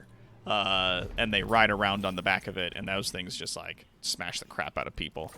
So, really, very exciting stuff. Oh, this went up to 11 turns now. What happened? What happened? Are we out of our technology buff? We are. Better steal some technology. Yeah. Now it's 35% down. Love it.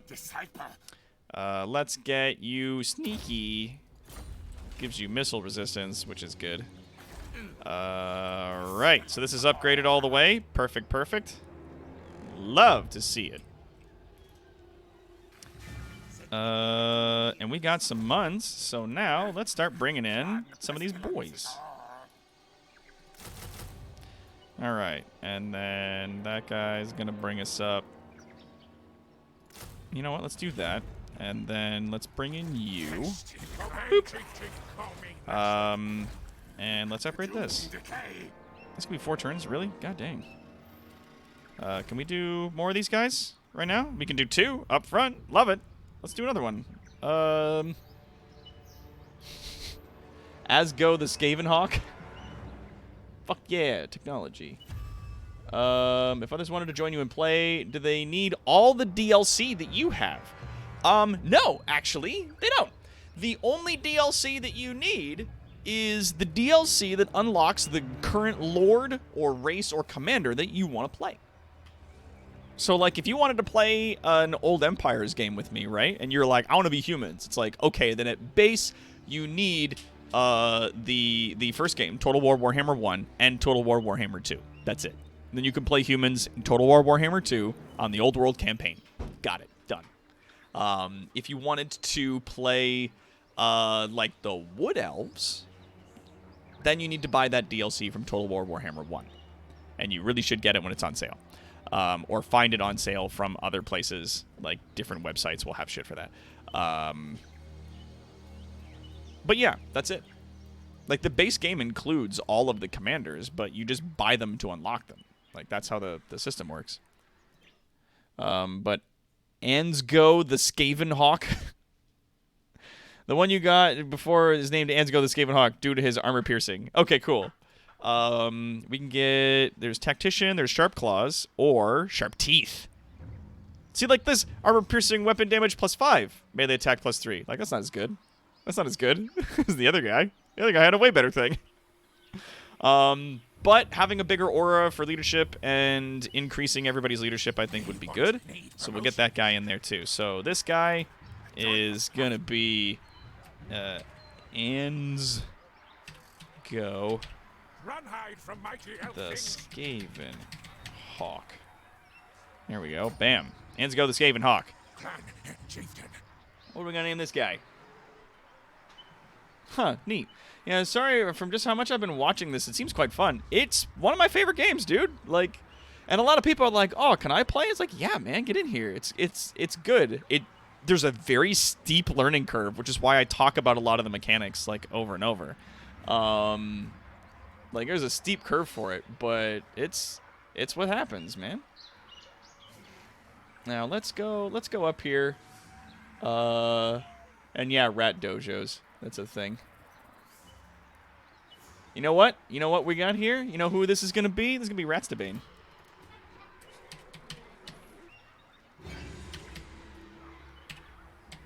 Here we go. Ratstabane. Here he is. Bam. Boom. Bingo bongo. Now we just can't lose these guys while we're fighting stuff. We need to make sure that we keep an eye on them, and we need to make sure they're good. Now, you see, this, Enormous Caches, would have been 11 turns to unlock. Now it's only 9. That 35% reduction shaved 3 turns off this bad boy. Or 2 turns, sorry. My math is bad. But it's like, if you maintain that technology buff, like, you're going to be 2-3 turns ahead of your competition at all times, and that's what you need. And then when that guy goes in... I might, instead of getting more of these guys, because these guys are good, the Plague Monks with the Sensor Bearers, solid. I might go for more of the Chieftains to keep the front line, like, in solid shape. That might work out really well for us. It's going to be 4 turns before we can bring on any more, but could work out well. I've been down to play more of this online. Yeah. If you want, in our Discord community, link for that is down below, we oftentimes will hang out in gaming channels either while I'm streaming or in between streams. And people will be hanging out in the voice channels, and they'll be streaming their own games that they're playing. And many times, like myself, Estabane, Rainer, Ledyard, like, Big Mike's now been coming in doing that. Like, we're usually all hanging out, playing some Total War.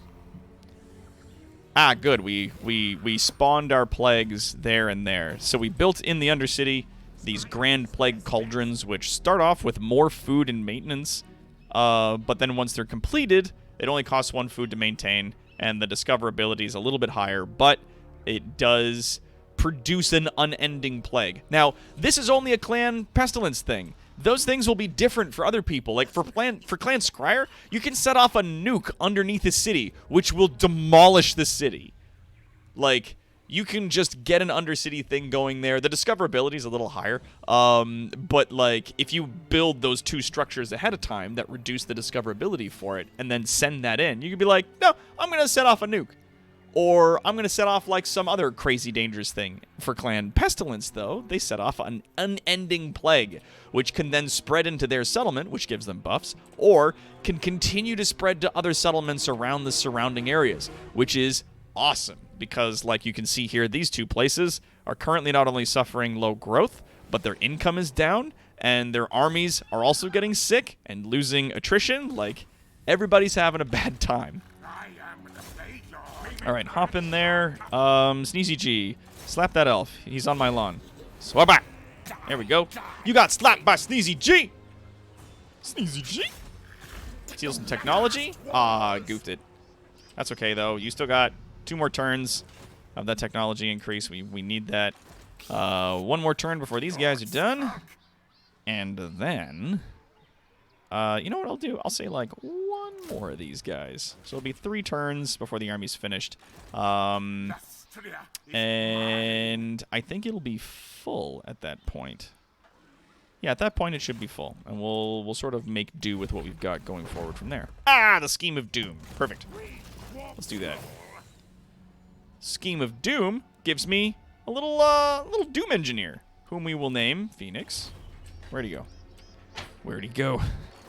There we go. I know that's not how you spell Phoenix, but there it is. And then we run them up this way. And what we're going to do, we're going to find a location. Any of our locations that currently don't already have a Skaven Undercity built into them. And we're going to have them walk in, and we're going to have them put in a little Undercity in one of those places. I'm not going to put them here because I want to take those places.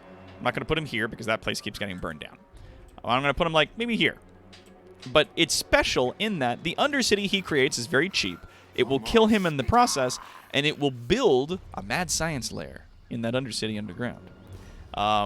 Which increases discoverability by 20, so it's not an ideal place to be, but it does increase the number of Warlock Engineers I can have in my armies at home.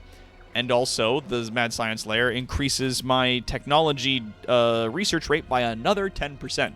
So for every one of those I have, I'm moving 10% faster every time. That's very valuable. We're coming up on turn 80. I fear for the future.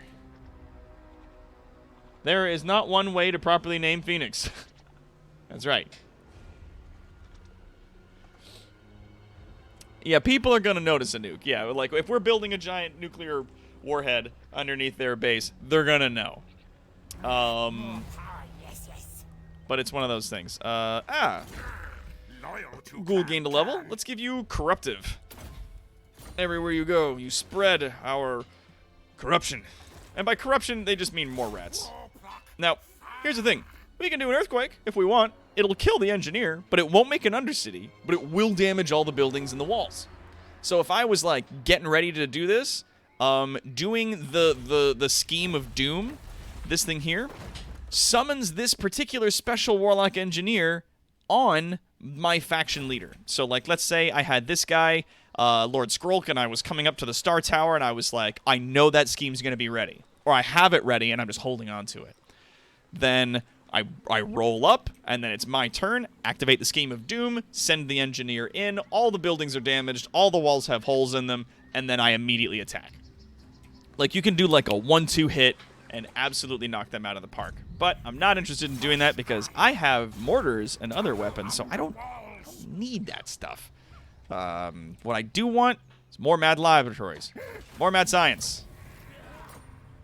Phoenix was killed in the line of duty, but he will rise again. And there it is. Warlock Laboratory. Experience per turn, plus 50 for all Warlock Engineers in the faction. Again, these really benefit Ikit Claw a lot more than Skrull. Ikit Claw is just, like, in my opinion, hand over fist, just a better time playing this game. But you get research rate plus 10%, and hero capacity plus 1 for Warlock Engineers. So all Warlock Engineers everywhere get an extra thing, and it's nice. So we're just going to get food from there. We're not going to worry about anything else. We're not going to put in our, like, tunnels for digging and stuff. All right. And then, ladies and gentlemen, next turn, we're going to take all the stuff we've got here, and we're going to march upon the Star Tower and the Fuming Serpent. We will take these lands for our own, as they smell of sweet rat buns. We will have upon them a thing. Whoops! I almost forgot. Before we do that, we got to do this. So next turn, we will do that. And then we'll start making our way over there, assuming we didn't get the crap kicked out of us. We'll give Kara the ability called Trixie. Magic resistance plus 10, sneaky, missile resistance plus 10. So if you have these guys in an army and they're running around on the field of battle, sneaky and Trixie going to be a little bit good for you. It's going to stop them from taking magic damage, even from their own spells. And missile resistance is going to be up. So if enemies try to focus fire your hero, or your Warlock Engineer, they're going to be taking damage. Warlock Engineers, good, again, for if you're playing Clan Scryer. So Ikit Claw, the leader of Clan Scryer, is a mad scientist, but not like the leader of Clan Mulder with their big Frankenstein monsters, and not like the leader of Clan Pestilence with their ratty farts all over the place. Clan Scryer is my favorite of the bunch because they get Gatling guns and nukes. And they get, like, all kinds of upgrades for their Gatling guns and their warp fire throwers, like their flamethrower units, the drill unit guys, their, like, warp-lock Jezzails, which are, like, their sniper teams, and they get to build, like, Doom rockets, which are small tactical nukes that you drop on people. Having these guys, Warlock Engineers, in those armies is really good because they get stuff like this. Standardized firing drill. All units that use missiles and stuff like that in your army, 8% less reload time. Augmented weapons at its top level, it only goes up to, triangulation, sorry. 12% more damage for all of those guys. 20% more ammunition and income from trade is up 3%. Ballistics calibration. You can activate an ability that means all the dudes close to you get extra accuracy and reload skill. You get ballistics instructor, 10% range, extra powder, sapper, like all these things that increase the abilities of your missile team. So having like 4 of these guys in your army is going to make all those Rattling Gunners hit way harder. It's going to give them tons more ammunition for your Poison Wind Globe guys, your Warp Fire Throwers, your Warp Lock Jezzails, like all of these things do wicked stuff. Yeah, Doom Wheels and Doom Flayers are also things that he upgrades a lot, and honestly, I've never tried building armies with Doom Wheels and Doom Flayers in it because I love I love Rattling guns too much. The Gatling gun guys are too cool to me, and I love them so much. So yeah, I don't use them as often as I probably should. But yeah, I hate how much I love the Skaven. I wish all the cool technology stuff with the Skaven was used by other dudes, like dwarves or something, but it's not. And it makes me sad that even, like, the dwarves were the people that canonically invented black powder in this series, like in the lore, and humans make better artillery than them. It just makes me sad that they gave humans just, like, cool shit, and everybody else is like, eh. Like, they gave humans cool stuff, they gave everybody cool things, but not the dwarves, my favorite boys. They didn't give them the cool things. Oh, one more turn. Okay, we need one more turn, and then we'll get it. Steal some technology. Bam! There we go. Level 23. Let's give you like a level of Death Frenzy, I guess. Who cares? Dwarves are strong in terms of defensive boys. Yeah, like dwarves are really good if you get them in a corner.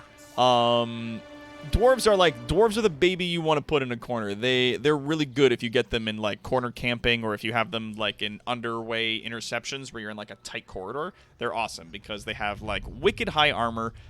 They've got a lot of leadership, and they've got a lot of charge defense. So as a race, they don't have any cavalry, and they don't have any monstrous units either.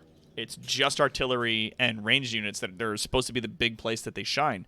But their artillery and ranged units, like, there's better versions of all of the things they have in other races that also have cavalry, that also have monstrous units. So it's, like, crazy to me that the dwarves are just like this. And they're like, no, but they get the extra armor and the defenses and the leadership. So that means that they're good, right? Like, no, like, I take dwarves apart when I'm playing Skaven as with the farts and jars. Like, these guys rip dwarves to shards because what do? They do the big thing that comes in, and it's all armor piercing damage. And it's a lot of damage in a big area. So while they're all tightly clumped together with their shields, one of those globes lands in the middle of a group, and that's half those units are like done. Like, it sucks. And geez, I was watching some guys do PvP recently, and the one people playing as Clan Scryer, and it wasn't on a campaign map, it was just like, you know, drop them in with just their units and whatever the bonuses that come with their leaders, right? And one side was just Rattling Gunners and Death Globadiers. Like, not mortars, like just guys that throw death globes with their hands at short distance. And the other guy was playing dwarves, and the dwarves got ripped to shreds. Like, it was no contest. Like, no units lost on the Skaven side. And they're like, yeah, maybe the guy that was playing dwarves was new, maybe, but it didn't matter. Like, he was just getting beat up too much to withstand that, because the dwarves haven't received any new units since Warhammer 1, and they just can't. Like, they can't withstand going up against that kind of stuff. They have no units or answers that they can put on the field that would deal with that. And I know what you're thinking, like, what about artillery? Like, we could put a bunch of artillery and launch some stuff at those Rattling Gunners before they get in range, but it's like, we just summon clan rats up their ass, and those guys immediately die. Because there's all of, like, 6 dwarves in charge of that cannon. Like, it just falls apart. Yeah, dwarves are the worst case to run into, like, the Rattling Gunners, the Poison Wind Globe guys, like, all of it, man. Like, it's bad. It's bad for them. The dwarves definitely need some love. They're not the worst. Like, beastmen are definitely the worst, but, like, dwarves and beastmen definitely need attention. Like, they really could use some love out there. All right. Now, we're here. We're ready. Let's go over here. We can select that. Now, obviously, so that we don't have to run all the way over here, the game's like, yeah, you can teleport for like $500. We'll just teleport you there and back. It'll give us bonus experience for Lord Skrolk, and also give us that sweet, delicious Liber Bubonicus, the big book on his back. Let's do this. We're going up against Undead! He's level 3. That's not going to go very good for him. They have the upper hand. They've launched an attack. Oh no! Skrolk enters the mortuary and is immediately suspicious, for the fetid air stinks of dark magic. It is unfamiliar to him. He sends his horde forth as they scamper around the bloated corpses of man-things in search for treasure. Uh-oh. Quick, get to my book. Ignore the dead things, fight them. Kill or be killed does not matter. Only Liber Bubonicus matters. First, get these corpses out of my way. Kill, slay, zombie summoners. Do as I bid. Clan Pestilence Supreme. Okay, and we've been attacked. So under normal circumstances, I'd be like, oh no, they got us. Oh no, they caught us by surprise. It's an ambush. What are we gonna do? We're gonna rain farts on them. That's what we're gonna do. That's what we always do. We're gonna rain some sweet farts over there. You guys just turn and fire whatever you got. Everybody else, let's actually. You know what we're gonna do? I'm gonna leave like you guys. You guys are gonna be in the rear guard because I don't trust this. So I'm gonna leave you guys like over here. Okay, cool. Everybody else, you guys are in a group, and you two are part of that fun team. Right. Get over there. Go get him. Excellent. All right. And then we see our little poison wind globe guys. Hip. Put it in. Poop. Just gonna melt these guys. Like, not only does it hit when it impacts, but it gives them a damage debuff that's like just a straight up damage over time. And I know that they don't have leadership per se, but the loss of leadership that they experience causes them to enter crumbling and then eventually disintegrating states extra fast. As you can see, those guys just got destroyed. All right, you guys move up to there. Now, here's the thing. You guys, I need you to just shoot at him. Don't shoot at these guys. Okay? Okay. Oh, they're coming in from the other side. Never mind. So here's what we're going to do. We're going to say all of our globe dudes turn around and face the other way. Face the other way. Just so that we don't get any of the farts and stuff landing against any of our guys. But these dudes down here have the sensors. Their maces filled with warpstone goop that cause awful things to happen. We're just gonna get in here and we're gonna mix it up.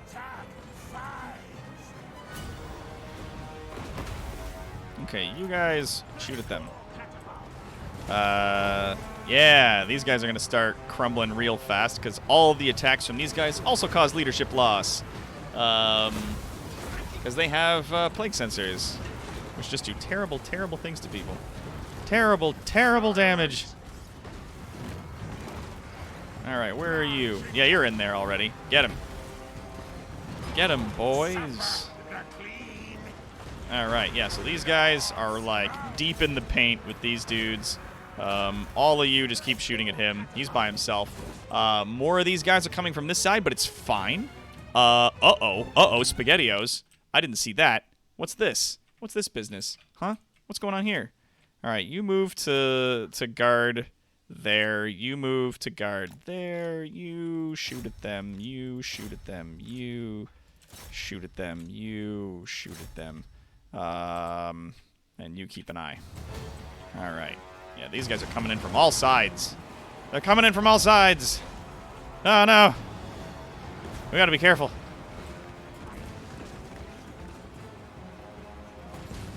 Ew, there we go. That's a nice 2/3 of their HP in one volley.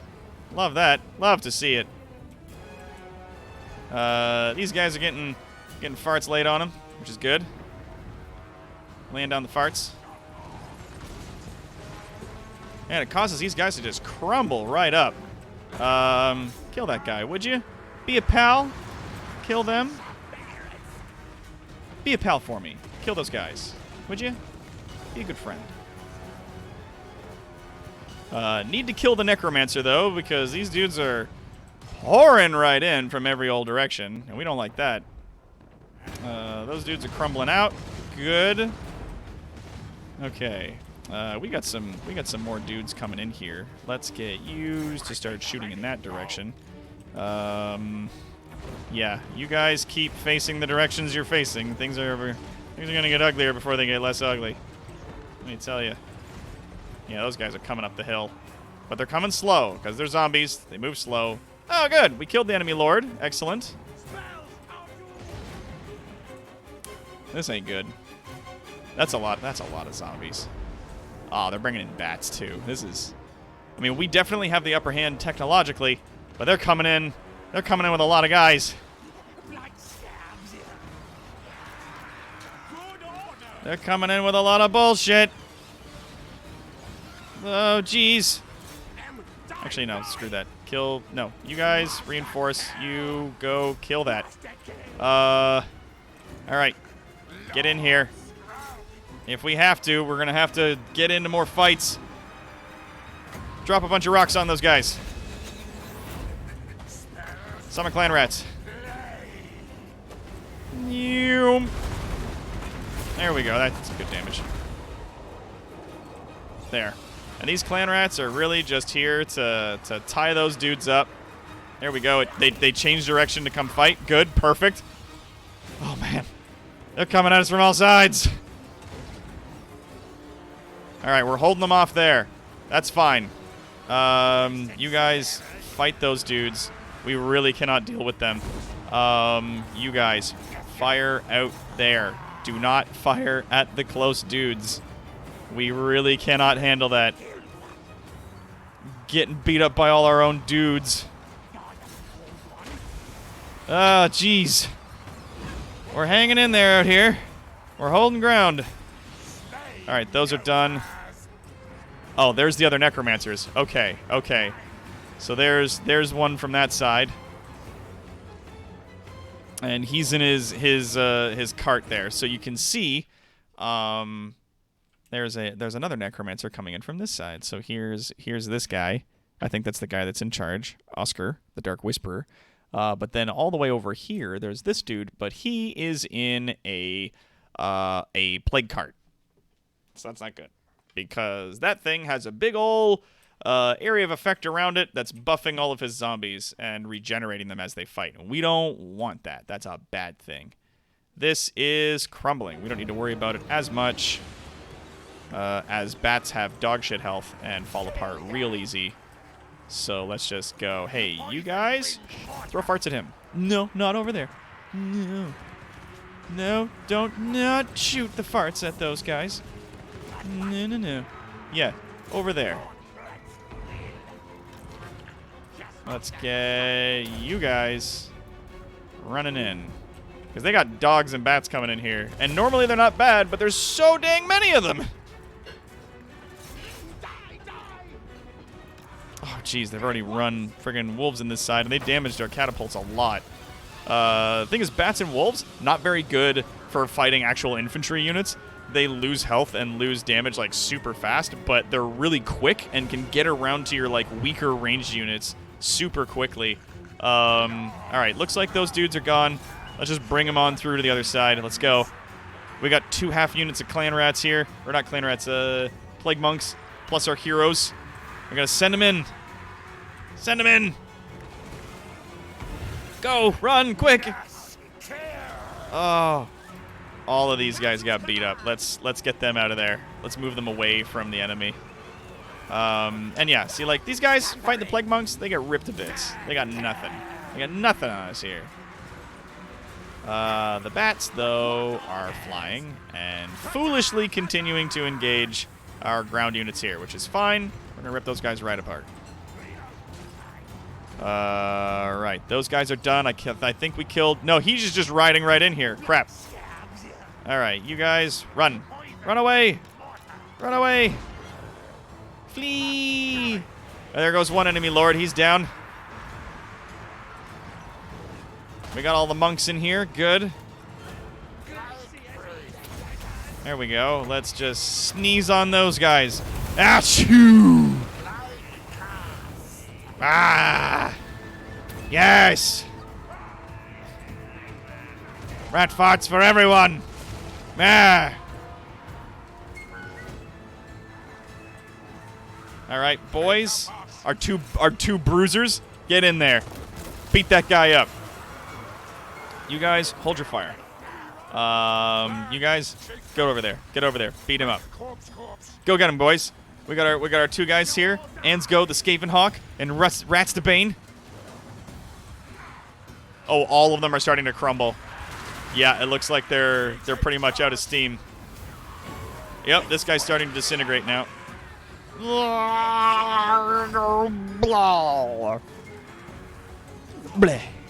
Rats the Bane didn't get there fast enough. That's okay. He's dead anyways. But let's pause real quick, and let's get a better look. So this is Rats the Bane. Here he is, Clan Chieftain. Meh. And there's the other guy. He's over here. Also Clan Chieftain. Yeah. All right, we did it. Yeah.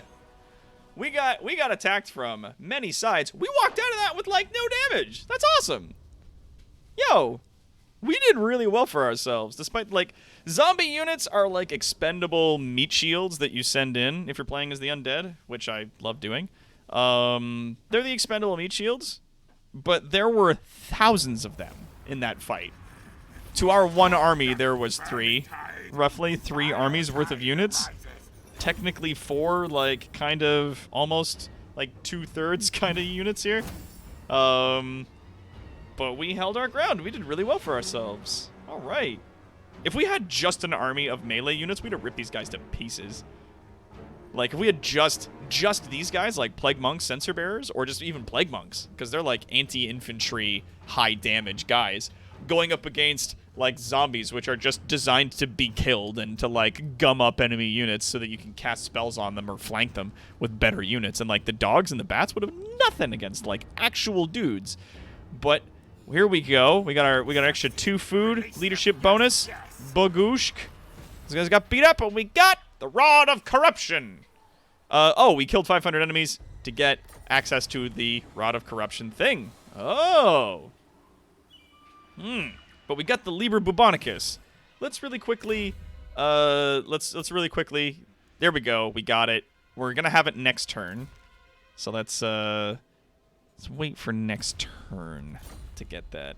But either way, he got a level up. Let's give him some more magic regen. Oh, he got more than one level up. Oh, nice. Let's give him then the Plague spell. Ands go. Let's give you training so that people gain stuff faster. Same thing with Ratstaban. Let's give you training so that we can train dudes up. Now, Liber Bubonicus we got, but it's not going to take effect until next turn. What we could do, though, is do our next quest for the Rod of Corruption, which is going to be against lizard people, which I hate. But here's how it goes. Lord Skrolk has discovered what the lizard men hide, and the thing that he seeks, the power to befoul metal and restore the Rod of Corruption. To the north of Lustria lies the island of the Crimson Skull. It is the skull itself that Skrolk seeks, as it is made from a unique mineral that can be powdered into a red, oxidizing material that eats iron and steel. Once spread upon the Rod of Corruption, Skrolk's weapon will be powerful once again. Then he can return to his grand schemes. First, he must deal with the Council. While the great vortex remains unstable, but that is what this lick-spittle scribe is for. Let the council be distracted by this scheme, so Skrolk can plan his ascension to Arch-Plague Lord without interference. Teleporting there will cost us another $500. We go zip. Let's fight some dudes. We're going up against these lizard men. We're going to attack some lizard men. They have themselves a Slain Priest. A Gordy. He's a big toad wizard, sits in a chair. We're gonna beef up the amount of Menace Belows we get just to cover our flanks. And let us begin. Base game, Total War II. Yeah. Yeah, regardless of what happened, they failed in the hiring process. I have the skull of an intern who failed the hiring process mounted on a bike on my back. What do you need in order to play the Lizardmen? Just the game. Yeah, you don't even need Total War 1. Lizardmen are base game race in Total War 2. Undead are base game race from Total War 1. Are they? I don't remember what they are for that. Such a paradise. Unblemished. Pure. It must be gifted the touch of pestilence. That the reptile things attack me for this is blasphemy. Lead me to the Crimson Skull so I make it powder and restore my Rod of Corruption. Yes, yes. Let us begin. Yes, yes. So happy. Defeat the reptile things, defending the island. Yes, yes. Okay, cool. All right. Survey your army and choose a formation, then advance. Let's go like this. Let's go like this. Here we go, because they're not coming at me yet, but they will. Let's get you guys spread out. Let's put you dudes in the flanks, just in case they try to run around us. And we'll get the 2 Plague Priests out front, so they can summon other useless units into these guys. I think I push this button when I'm ready to go, if I'm not within range of them before that happens. I don't know. Let's see. Let's speed this up a little bit here. Let's get everybody into position. Get everyone into position. Wait for all the catapults to get into position. And yeah, I think we're pretty good. Here, Rats the Band, let's move you to there. And okay. Yes, we have to defeat them. That is our goal. So's then, they have, what are these guys? Cudgel infantry. These are the spear throwers. We're just gonna summon some dudes like right in their butt. Get them moving along. On, move. Scoot. Scoot, god dang you.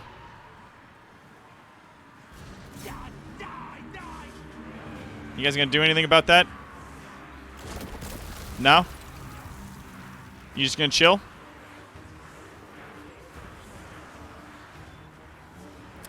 Okay, maybe I need to move in. Let's move in to here with the fart throwers. Let's move these guys behind them to there. Let's say, right? Let's move you to there. Let's move you to there. Let's move you guys. That big front line. And then you guys again. We'll move you up there. Cool? Cool. All right, let's move up. Scamper's Guttery. More of the lizard things arrive. Oh, really? No kidding. No way. No. They're not going to... What? I'm being ambushed? No. You don't say. This always happens. This happens on every fucking story mission in the game. It's like, do this thing. They only have like 5 troops. You're like, uh-huh. And it's like, oh, what surprise. They have a whole bunch of guys. I'm like, oh, wow. It's like watching a child perform magic tricks. You're just like, ooh, you got me. They did not, in fact, get me. Like, I don't care. But let's pull back into a better position, because now they're moving in. This is actually gonna be hard. This is gonna be difficult to recover on here. But now we're gonna start throwing stuff. Is that a fucking T-Rex? Shit. Rastabane, get out there. Let's do this. Yep, those. Yeah, that's a T-Rex. Yeah, it's not doing so good. That's fine.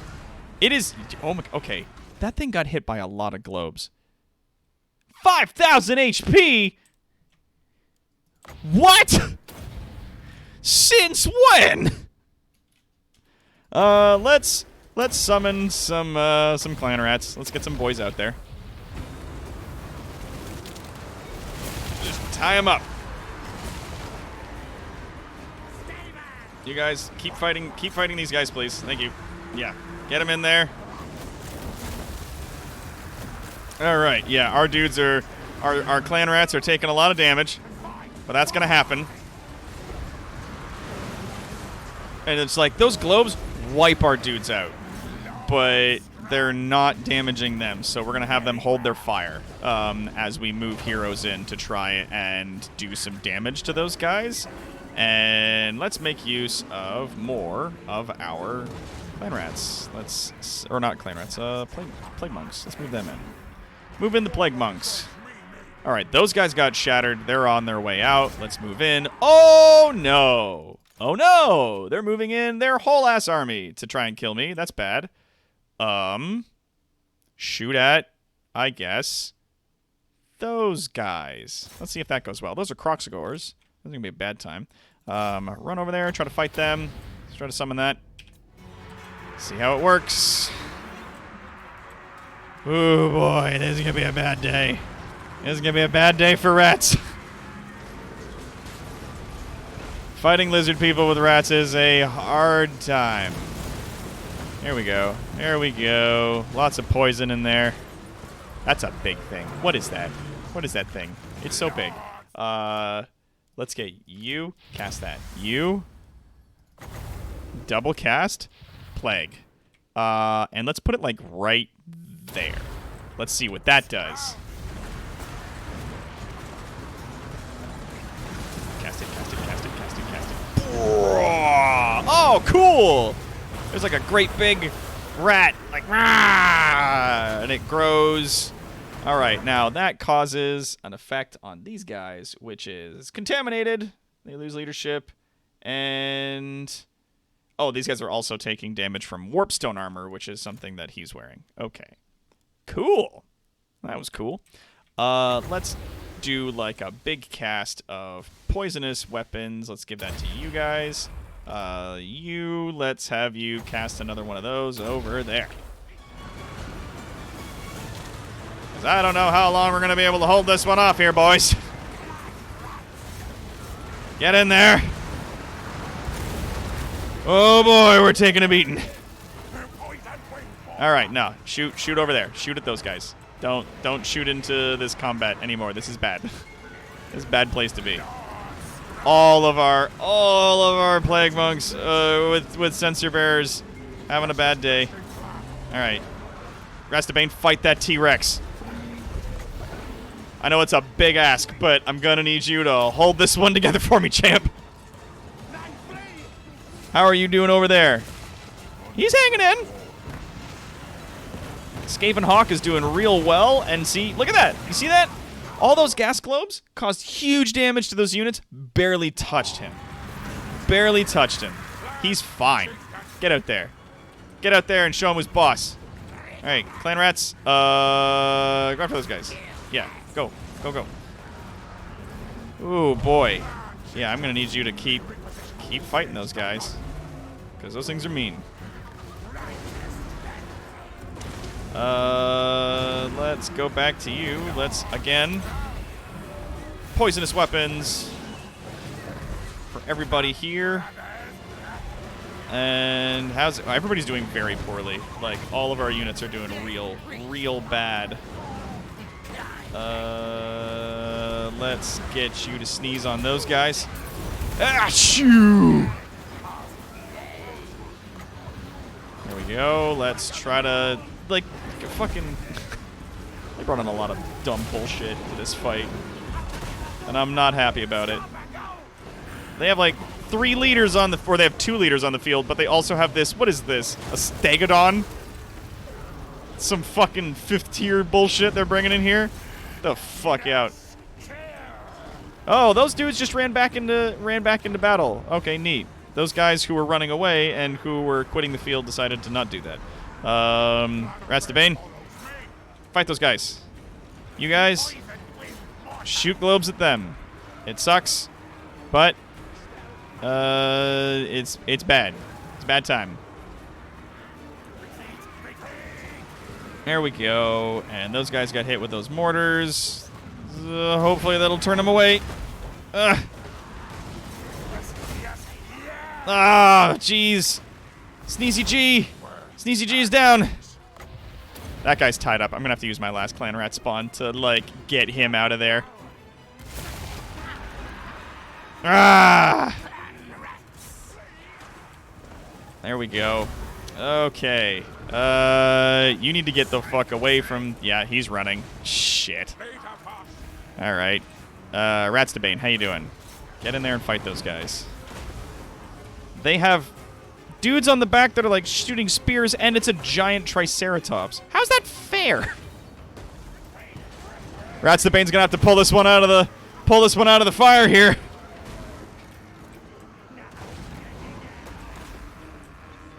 Get in there and fight that thing. There's a big, stupid thing that's beating us up, and I need you to stop them from doing that. Come on. Come on. Come on, dude. You can do it.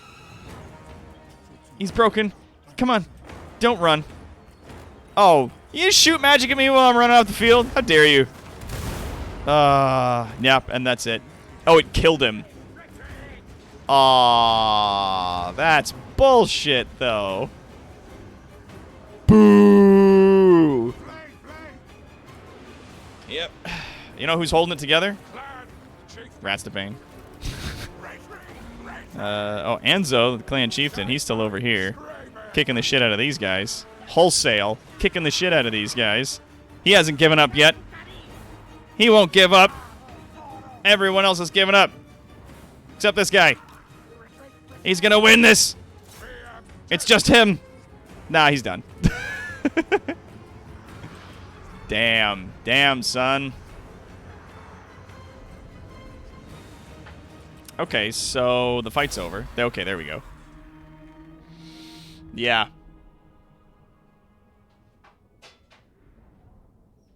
I can't use the Babonicus, Rask. I don't get it until next turn. And I was like, that first one was so easy. I bet the second one will be just as good. And it wasn't.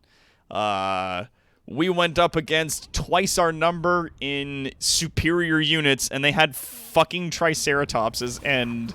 like, top-tier bullshit. They brought in Carnosaurs, ancient Stegodons that were also rank 4. Like, fuck off. Boo, you fucking cheated.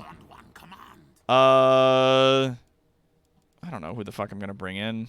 Man. I don't have a dude I can do for this. Warlord. I'll bring him in. Sneezy G got wounded and so did Skrulk, but everybody else is still in good shape. Why is my thing facing the wrong way? There we go. I don't like it when it does that. All right. Get back in here. At least all of our expensive units, like the Poison Wind Mortars and the Plague Claw Catapults, those survived. So we're okay. Once that hero's back, he'll reappear here. And then we can get Skrulk back out. We can fix this. My God. My God, they got us bad. Goodness me. Woof. We got beat up. Man. Beat the fuck up. We got it bad out there, man. Oh, we're out of cash. God damn it. I don't need this building, technically, right now. Steal some tech. Steal technology, yay! Loyal to Clan. And okay, cool. Yeah, so you get evasion now. That's another like downside. Yeah, I was definitely riding a high from that last quest. With having to pull a second army onto the field. I could save Scummit. I don't know. I think I'm gonna keep going because like we're gonna have the Libra Bubonicus going into it if we try it again, when we try it again. But as it stands, like there's no fucking way we could have made that. And at the very least for Clan Skrulk, or for Skrulk here in Clan Pestilence, like he gets all these bonuses to Plague Monks, which aren't bad, but they're not great. Like, they're not good units. He gets a lot of bonuses to units that are, quite frankly, like, kind of shitty. It's same thing with, like, Queek Head Taker. He gets a bunch of bonuses to, like, Clan Rats and Storm Vermin, which are just the infantry of the Skaven, and absolutely not where the Skaven shine.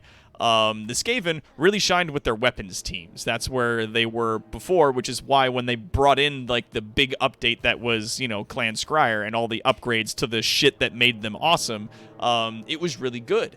And when they brought in then Throt the Unclean, leader of Clan Molder, they're like, yeah, we're also going to, like, boost up how awesome the Skaven's, like, monstrous units are. Like, yeah, we're going to get in there, and you're going to have, like, tons of monstrous infantry and other monstrous units that have, like, crazy upgrades and, like, wicked things for them. And I was like, yeah, okay.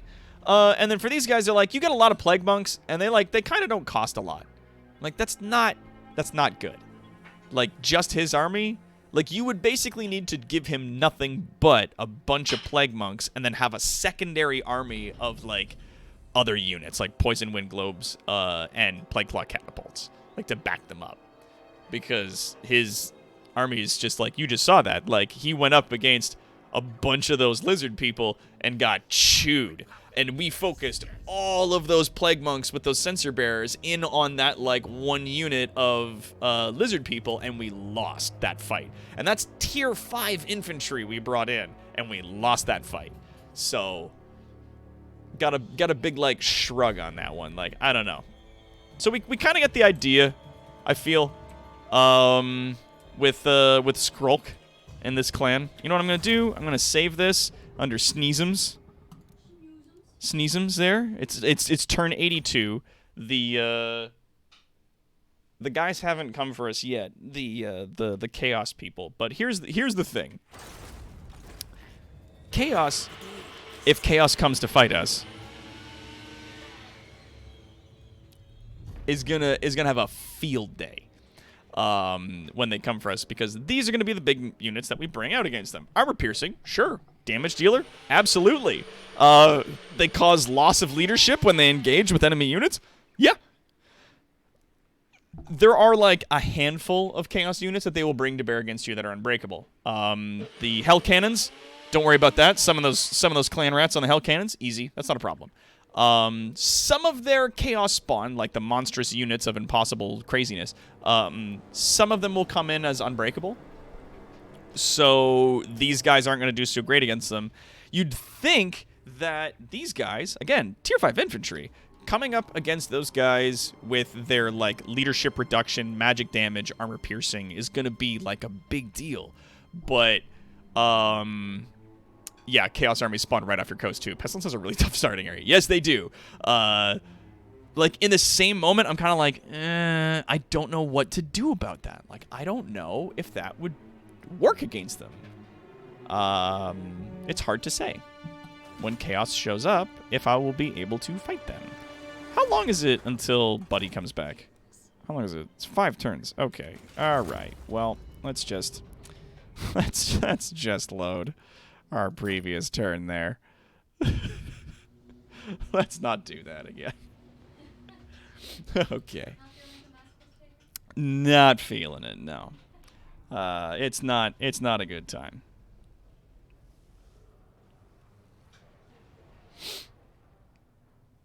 Not loving it.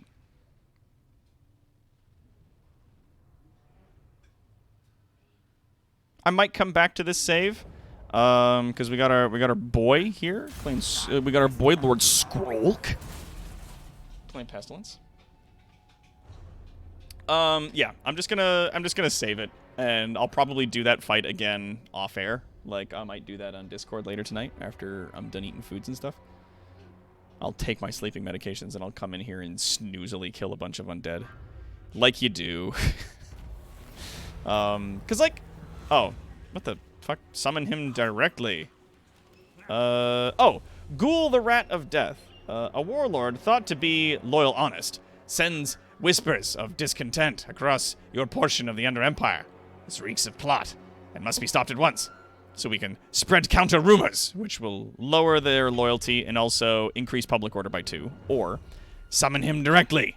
Summon this rumor monger and have him explain his actions, then make him grovel and bow in front of your retinue. That'll teach him. So for the next 3 turns, he has a chance of gaining 1 loyalty, and we have to spend $1,000. So we'll do that. Whenever it's kind of cool that like the Skaven, whenever their leaders start getting low leadership, like low loyalty, even when they're not, like he's like 9 out of 10 right now. He's fine.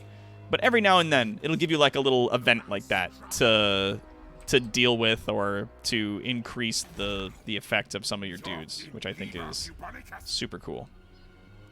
Also, you know what we can do? We can summon in more of these chieftains. Fuck yeah. Fleet-footed. Plus 20% speed? Fuck yeah, dude. Get in here. And then, who else we're going to get? We're going to...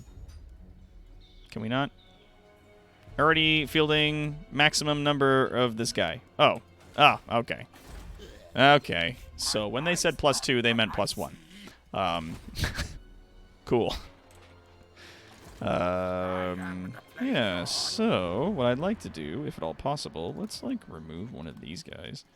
And I'm going to put you in here at some point. Yeah. Also Strider, yeah, so, like, different kinds of terrain doesn't slow him down. So you know what, we'll save it here. We'll save Sneezums on this. We'll save that on Sneezums. And that's, yeah, it's save scumming. But we do that a lot in Total War. Total War sometimes pulls the rug out from under you. And if you're just playing a campaign by yourself, then, like, who cares? We can pause combat, give orders. We can save scum a little bit. Well, it's 2021. We'll give ourselves a little love. A little breathing room. I may or may not come back to this for streams. I'm not sure. But you kind of get the idea. I've been really enjoying streaming this game. I don't know if you guys are also enjoying this, but I'm having the fucking time of my life.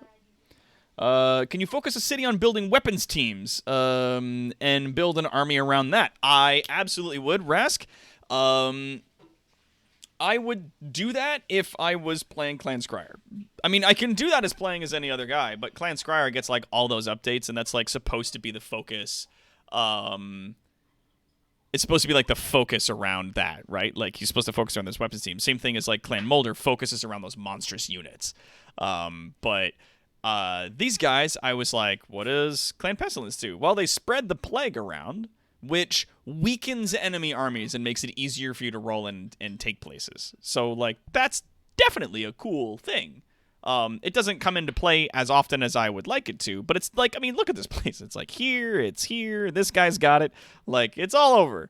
And if you spread it around more, then you have that, like, oh yeah, it's like 1 food and 200 gold per turn, but that location now has a permanent plague that you are funding, more or less, to just continue to weaken the whole of the area around your guys. Like, okay, cool, all right. I think that's a neat thing. Is it, like, super powerful while you're in combat on the field? No. Getting really cheap plague monks, is that really powerful when you're on the field? not really. Like, even these guys going up against zombies were still, like, struggling a little bit. And those are zombies. Those are tier 1, undead, throwaway units. I cannot do strategy games like and all. Honestly, Zen, me neither. We're not good at games here at Evil Incorporated. We just like games, and that's what we do. We play games and we goof off and we die a whole bunch. This is a community for people who like games, not necessarily a community for people who are good at them. I'm enjoying the Total War streams. If this clan isn't feeling fun, I watch a new start. Yeah, that's the thing. Is I'm like, it's not unfun. It's definitely challenging, but it's like it's not. I'm not really feeling it, right? Greedfall. I've heard of that. I've heard of Greedfall. It was on sale yesterday. I don't know if I picked it up. Let's go back to the main menu. I do PvP thing with you and others, but it'd probably be the first to die. So here's a cool thing. If you go into campaigns, you can do a multiplayer campaign. And if I host it, I can just, say we'll do Mortar of Empires, Year of the Rat, because that's what I called the last thing I was doing with Esteban. And then you choose whatever dude you're starting at, and it starts you on the map. Same as always, right? Typically, it helps if both of the people that are playing as races of order or chaos together. So, like, the elves, the humans, the lizard folk, the dwarves, the Bretonnians, like, all of those guys are the races of order. They all really like being friends with each other. Wood elves, also, race of order. They all like being friends with each other. They all like hanging out. And if you are playing co-op, that means that both of your places start in a military alliance. And they can't break that military alliance. And you can't take action against each other. Which is good, but also sucks if one person takes a territory that the other person wants. Well, now you can secede territory, so that's its own thing. But it used to be very frustrating. Whereas now you can also do head-to-head. Which means you just don't start in a military alliance. You can still make alliances and trades and stuff like that with the other person, but you can also attack their forces if you want to. You can agree that you're not going to fight each other, or that you're going to fight each other and you're not going to be friends at all. And you just build stuff and go crazy on each other. Obviously for me that's going to not work out so great because the other player will be able to see all the things that I'm doing because I'm streaming. But yeah. You just kind of like, you can pick people. You can pick the Clan Mulder, starts up here. You can be like, I'll play Clan Scryer, which starts right here. You could do the Golden Order, which right there. Right? Like, whoever. I also like playing Karazakarak, which can start as Thorgrim or Grumberdal, the White Dwarf. They start right there. Bam. And it's super fun. Like, me and Ledyard had a Dwarven campaign for a while where we retook Carrick 8 Peaks. Like, that was neat. We had, like, 2 big Dwarven armies just absolutely slaughter that town, which is owned by goblins. But what you can also do, if you don't want to do a head-to-head or a co-op campaign, you can also just go into battles. If you want. You just be like, I'm going to do a multiplayer battle. Like, host. Name. Password, if you want it. Host a game as a spectator, beta, and then you invite people in, and you can have multiple people, field armies, and fight it out. You can also, if you want to practice, go into battles here, and you can say, I want to do a custom battle. Right? CPU is going to control the undead. Oh yeah, I was just fucking around. I was like, I want to fight a whole bunch of skeletons, and I'm going to go up against all these flamethrowers and all these flame cannons that I made. And it was fun. You can set the funds for the armies to custom, or you can be like, let's do medium-sized armies, right? So, obviously, I'm way over budget. Even ultra-sized armies, I'm over budget. So, custom puts me at, the 22,000 gold cost army that I built here, which is nuts. You can also put more armies on either side. You can move them around. You can then move in, and it's like for the same 22,000, this is now what their army would look like. They got a lot of Grave Guard. They got fucking Vargeists and the Vargulfs and Terrorgeists and shit, and that would rip me to shreds if I was playing this. Like, I got my Slayers to cover my flanks. I got all these cannons, and I got all these flamethrowers. Like, they would get ripped to pieces going up against these guys. That would not go for me. But it lets you practice things and you know, play around with stuff. You can look up specific unit info if you're curious about certain things. You can select them, read up on all the different things that all the different people can do. You can choose a different land for it, time limits, battle difficulty, like unit caps, the whole thing. You play around with that, right? So, yeah, my favorite part in co-op is that you can divide your forces in battles and work together in the strategy battles. Yeah!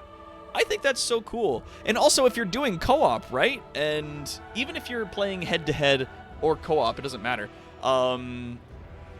What you can do is, like, say I'm going up against the AI in a particular battle. I can be like, I don't want to control all my cavalry units, because it's a lot of micromanagement that I don't want to deal with. So I'm just going to give them to the other person who's playing with me. And they can play those guys and run in and, like, control them while I'm controlling a different part of the same army. So you can still get, like, 2 people playing in a thing. Or, if you're going head-to-head and both of your factions aren't friends, if I get into a fight with the AI, the other player who's with us can take control of that army and then try to use that to defend themselves. Like, that's cool, man. Like, you can get some really cool strategy shit going on here. I think it's rad as fuck. How is food?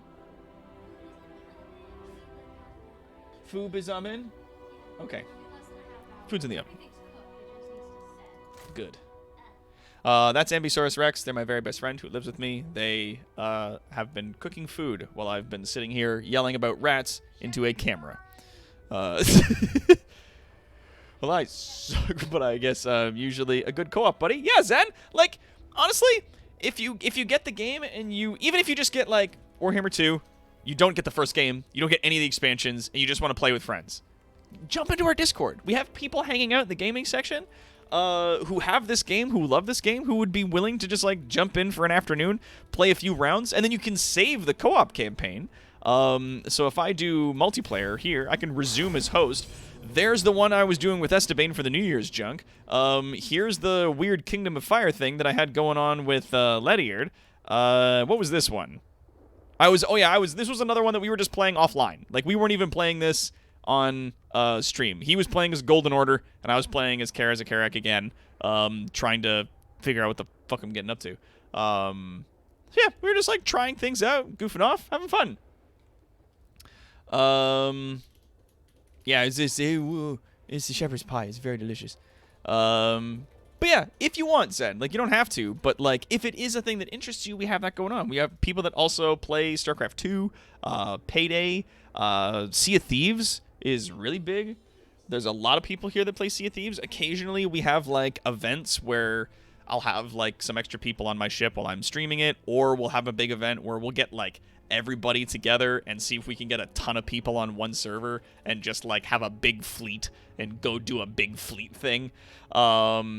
Yeah, it's yeah, like, we have all kinds of games that are there. So yeah, $60 is definitely 100% I would recommend. If you think this game is cool, wait for it to be on sale.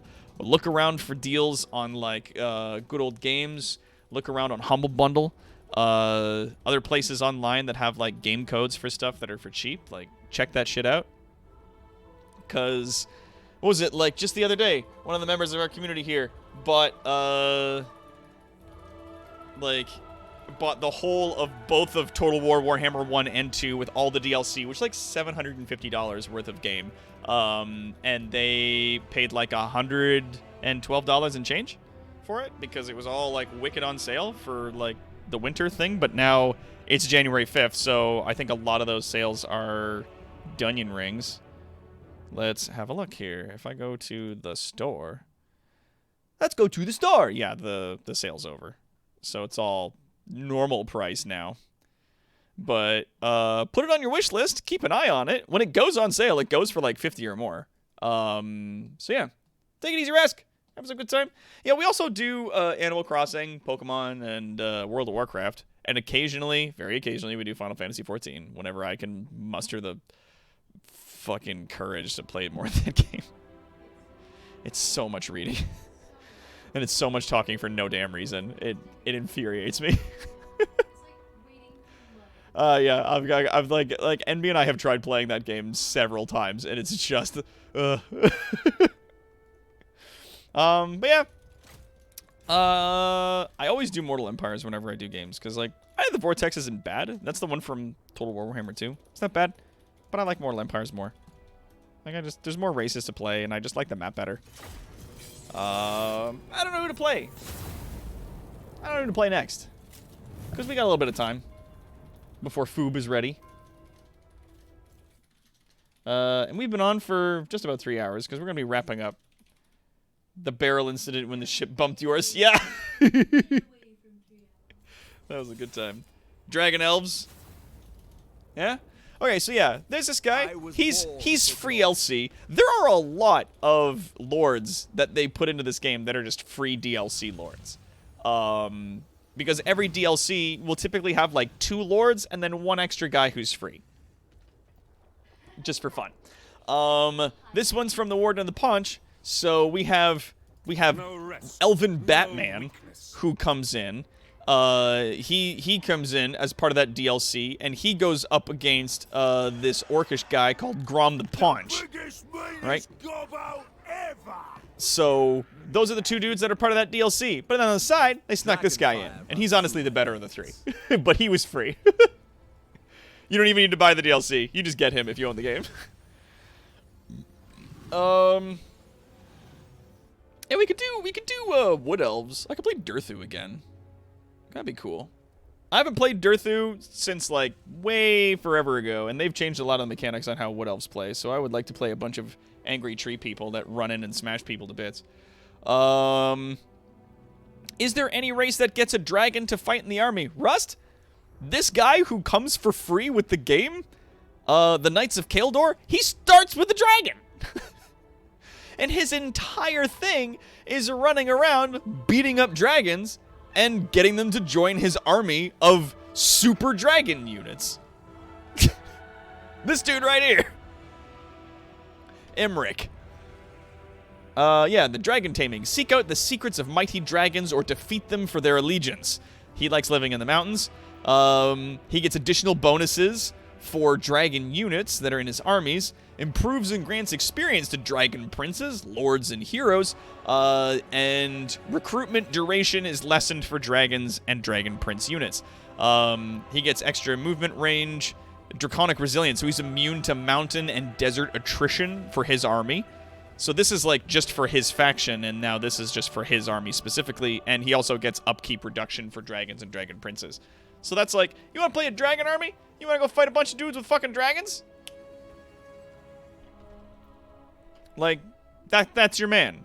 I've been thinking about trying him out, but he's also a high elf, and high elves are fucking insufferable. So, we'll see.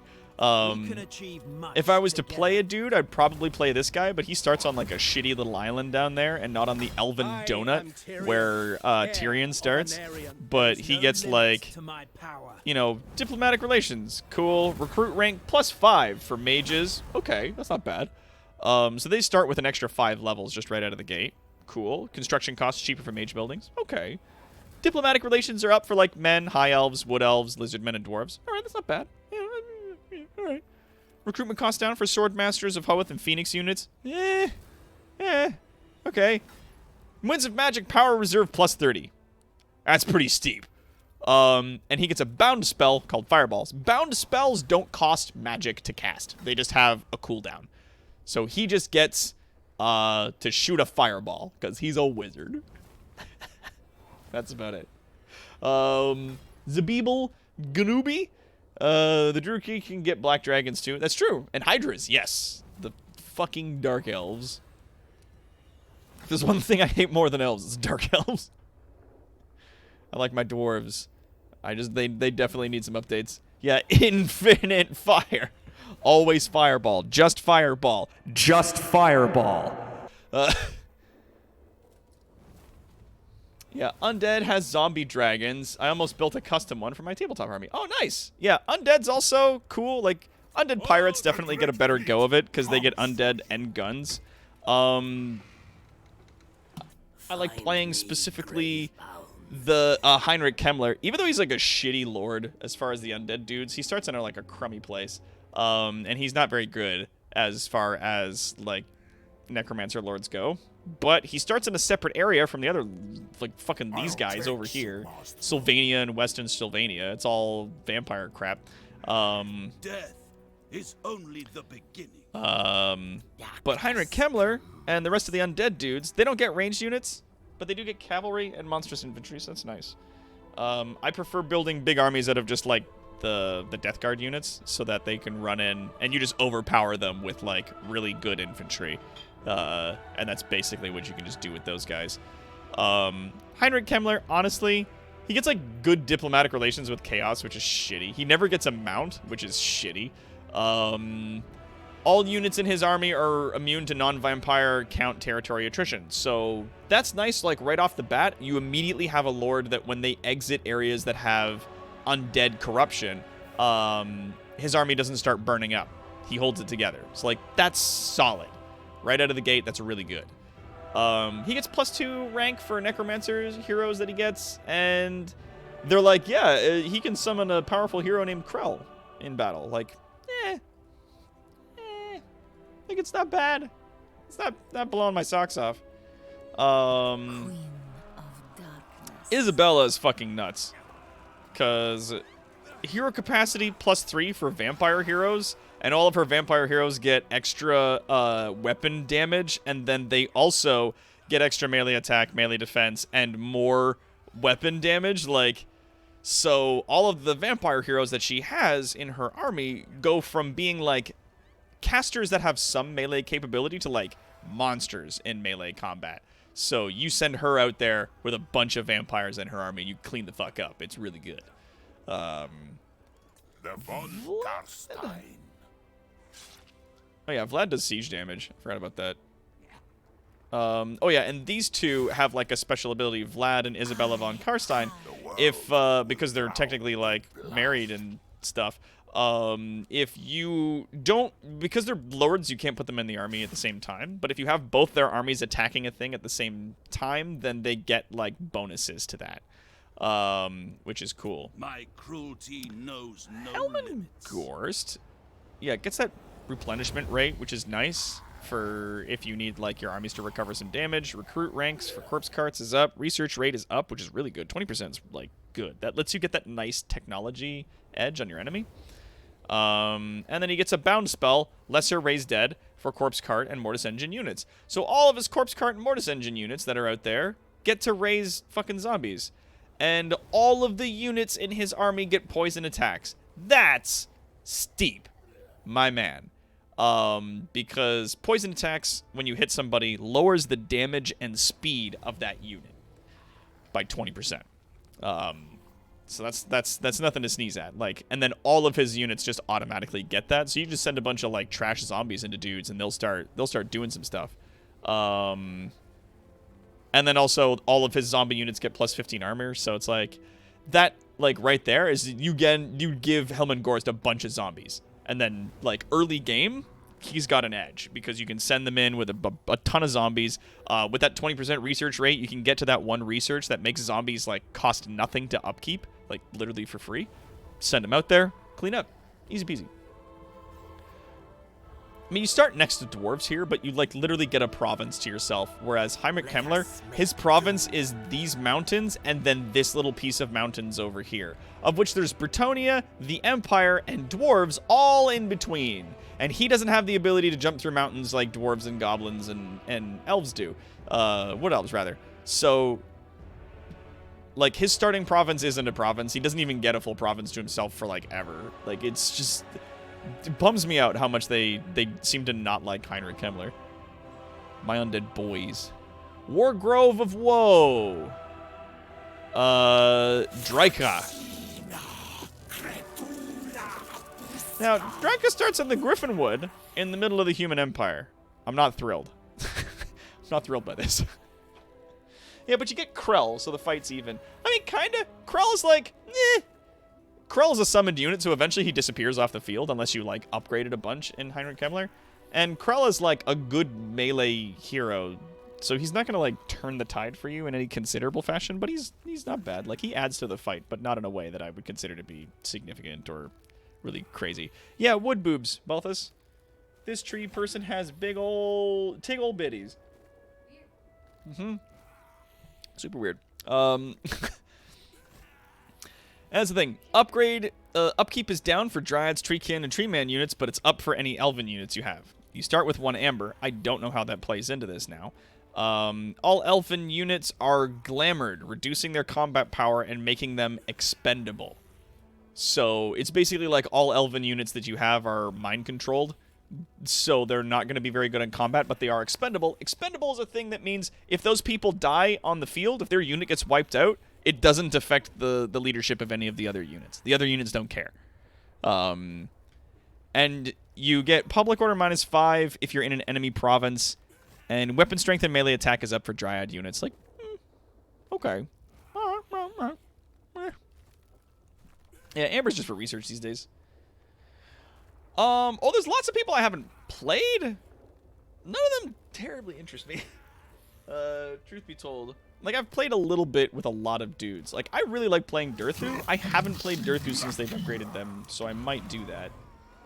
In my spare time, I try different things out. Like, playing Balthazar Gelt is super fun. I mean, it's fun for humans, playing Balthazar, because you get extra damage for your, artillery units, and all of your battle wizards have less upkeep, and you have hero capacity is just +2 straight up for battle wizards. Battle wizards are actually not that bad. Like, bright wizards do some serious damage.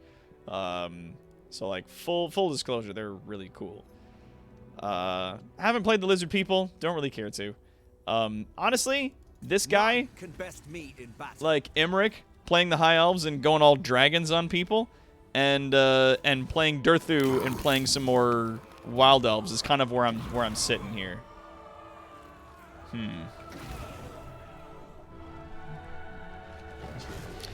Have you played the Paunch? I have not ever played Greenskins. Grom the Paunch, I hear, is actually pretty good as far as Greenskins go. That he's actually not hard to play compared to other Greenskins, just because he has some cool mechanics that buff a lot of your dudes.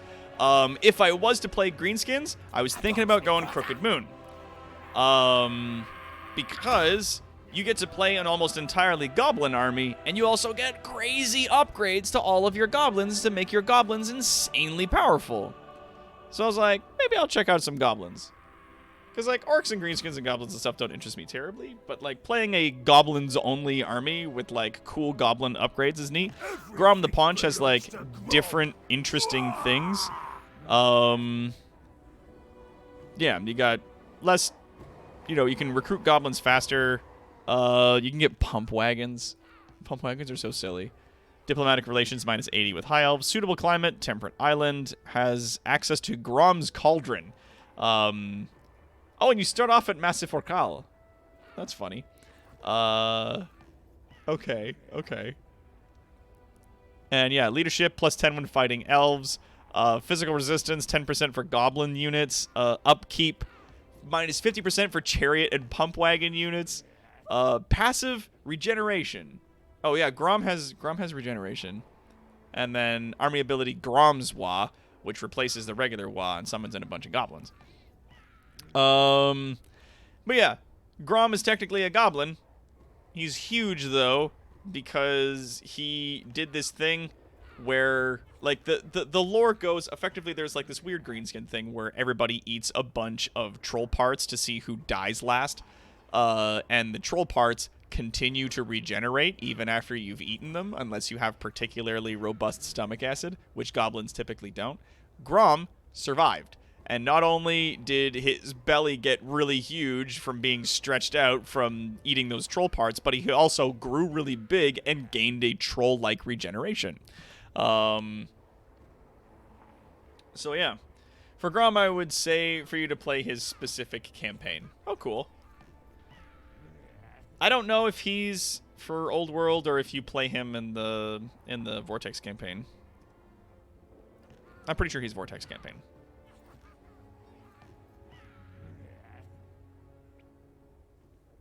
Yeah. They do have mummies. Sitla does not serve. You could play as Cetra the Imperishable. Who is this? Grand Hierophant Ketep, High Queen Kalinda, or Archon the Black. I watched like a whole video that went through all of the specific like lore surrounding all these guys, and it's cool.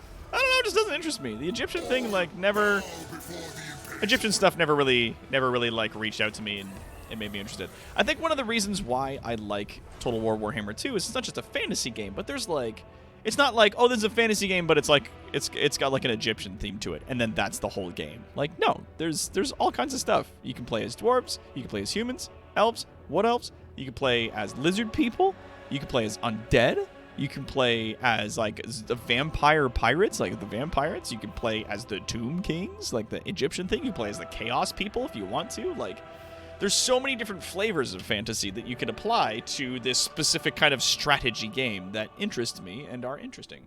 So I'll tell you what we're going to do. We'll wrap up the stream here, and I'll put into our Discord if you guys would be interested in seeing me play, like, the Dragon Elf or Dorthu or Grom the Paunch next. We'll see what's going on. Total War 3 will have even more. That's the plan. I mean, there haven't been a lot of official releases surrounding Total War 3, at least not to my knowledge. But I know that they're like, Total War Warhammer 3 is going to take place in the Chaos Wastes, or more over in the Chaos area and more to the east, and will include, like, demons and, you know, some stuff. And people are like, maybe they'll bring in ogres and chaos dwarves, and like maybe the central playable races will be just the different guys and like the different demons and the clans that follow them. To which a lot of people said, like, there needs to be at least some races of order that come in with each expansion, or else people probably won't buy it. And people are thinking that Kislev, the bear people to the north of the Empire, are going to get, like, worked into their own people that won't just be another Empire race. They'll be their own specific kind of folk. Very much like how Bretonnians play differently from Empire humans. They're both still technically humans. That the Kislev humans will have their own people. Also, Tumble, hello. You wanna? Oh, we wanna. Oh, is Tumble not here? No, we want to guide the raid over to the Tumbles. Yeah, that's fine. Let's do that. We got 2 people want us to guide the raid over. Let's do that. Let's do that. Low-key want to see Kitsune.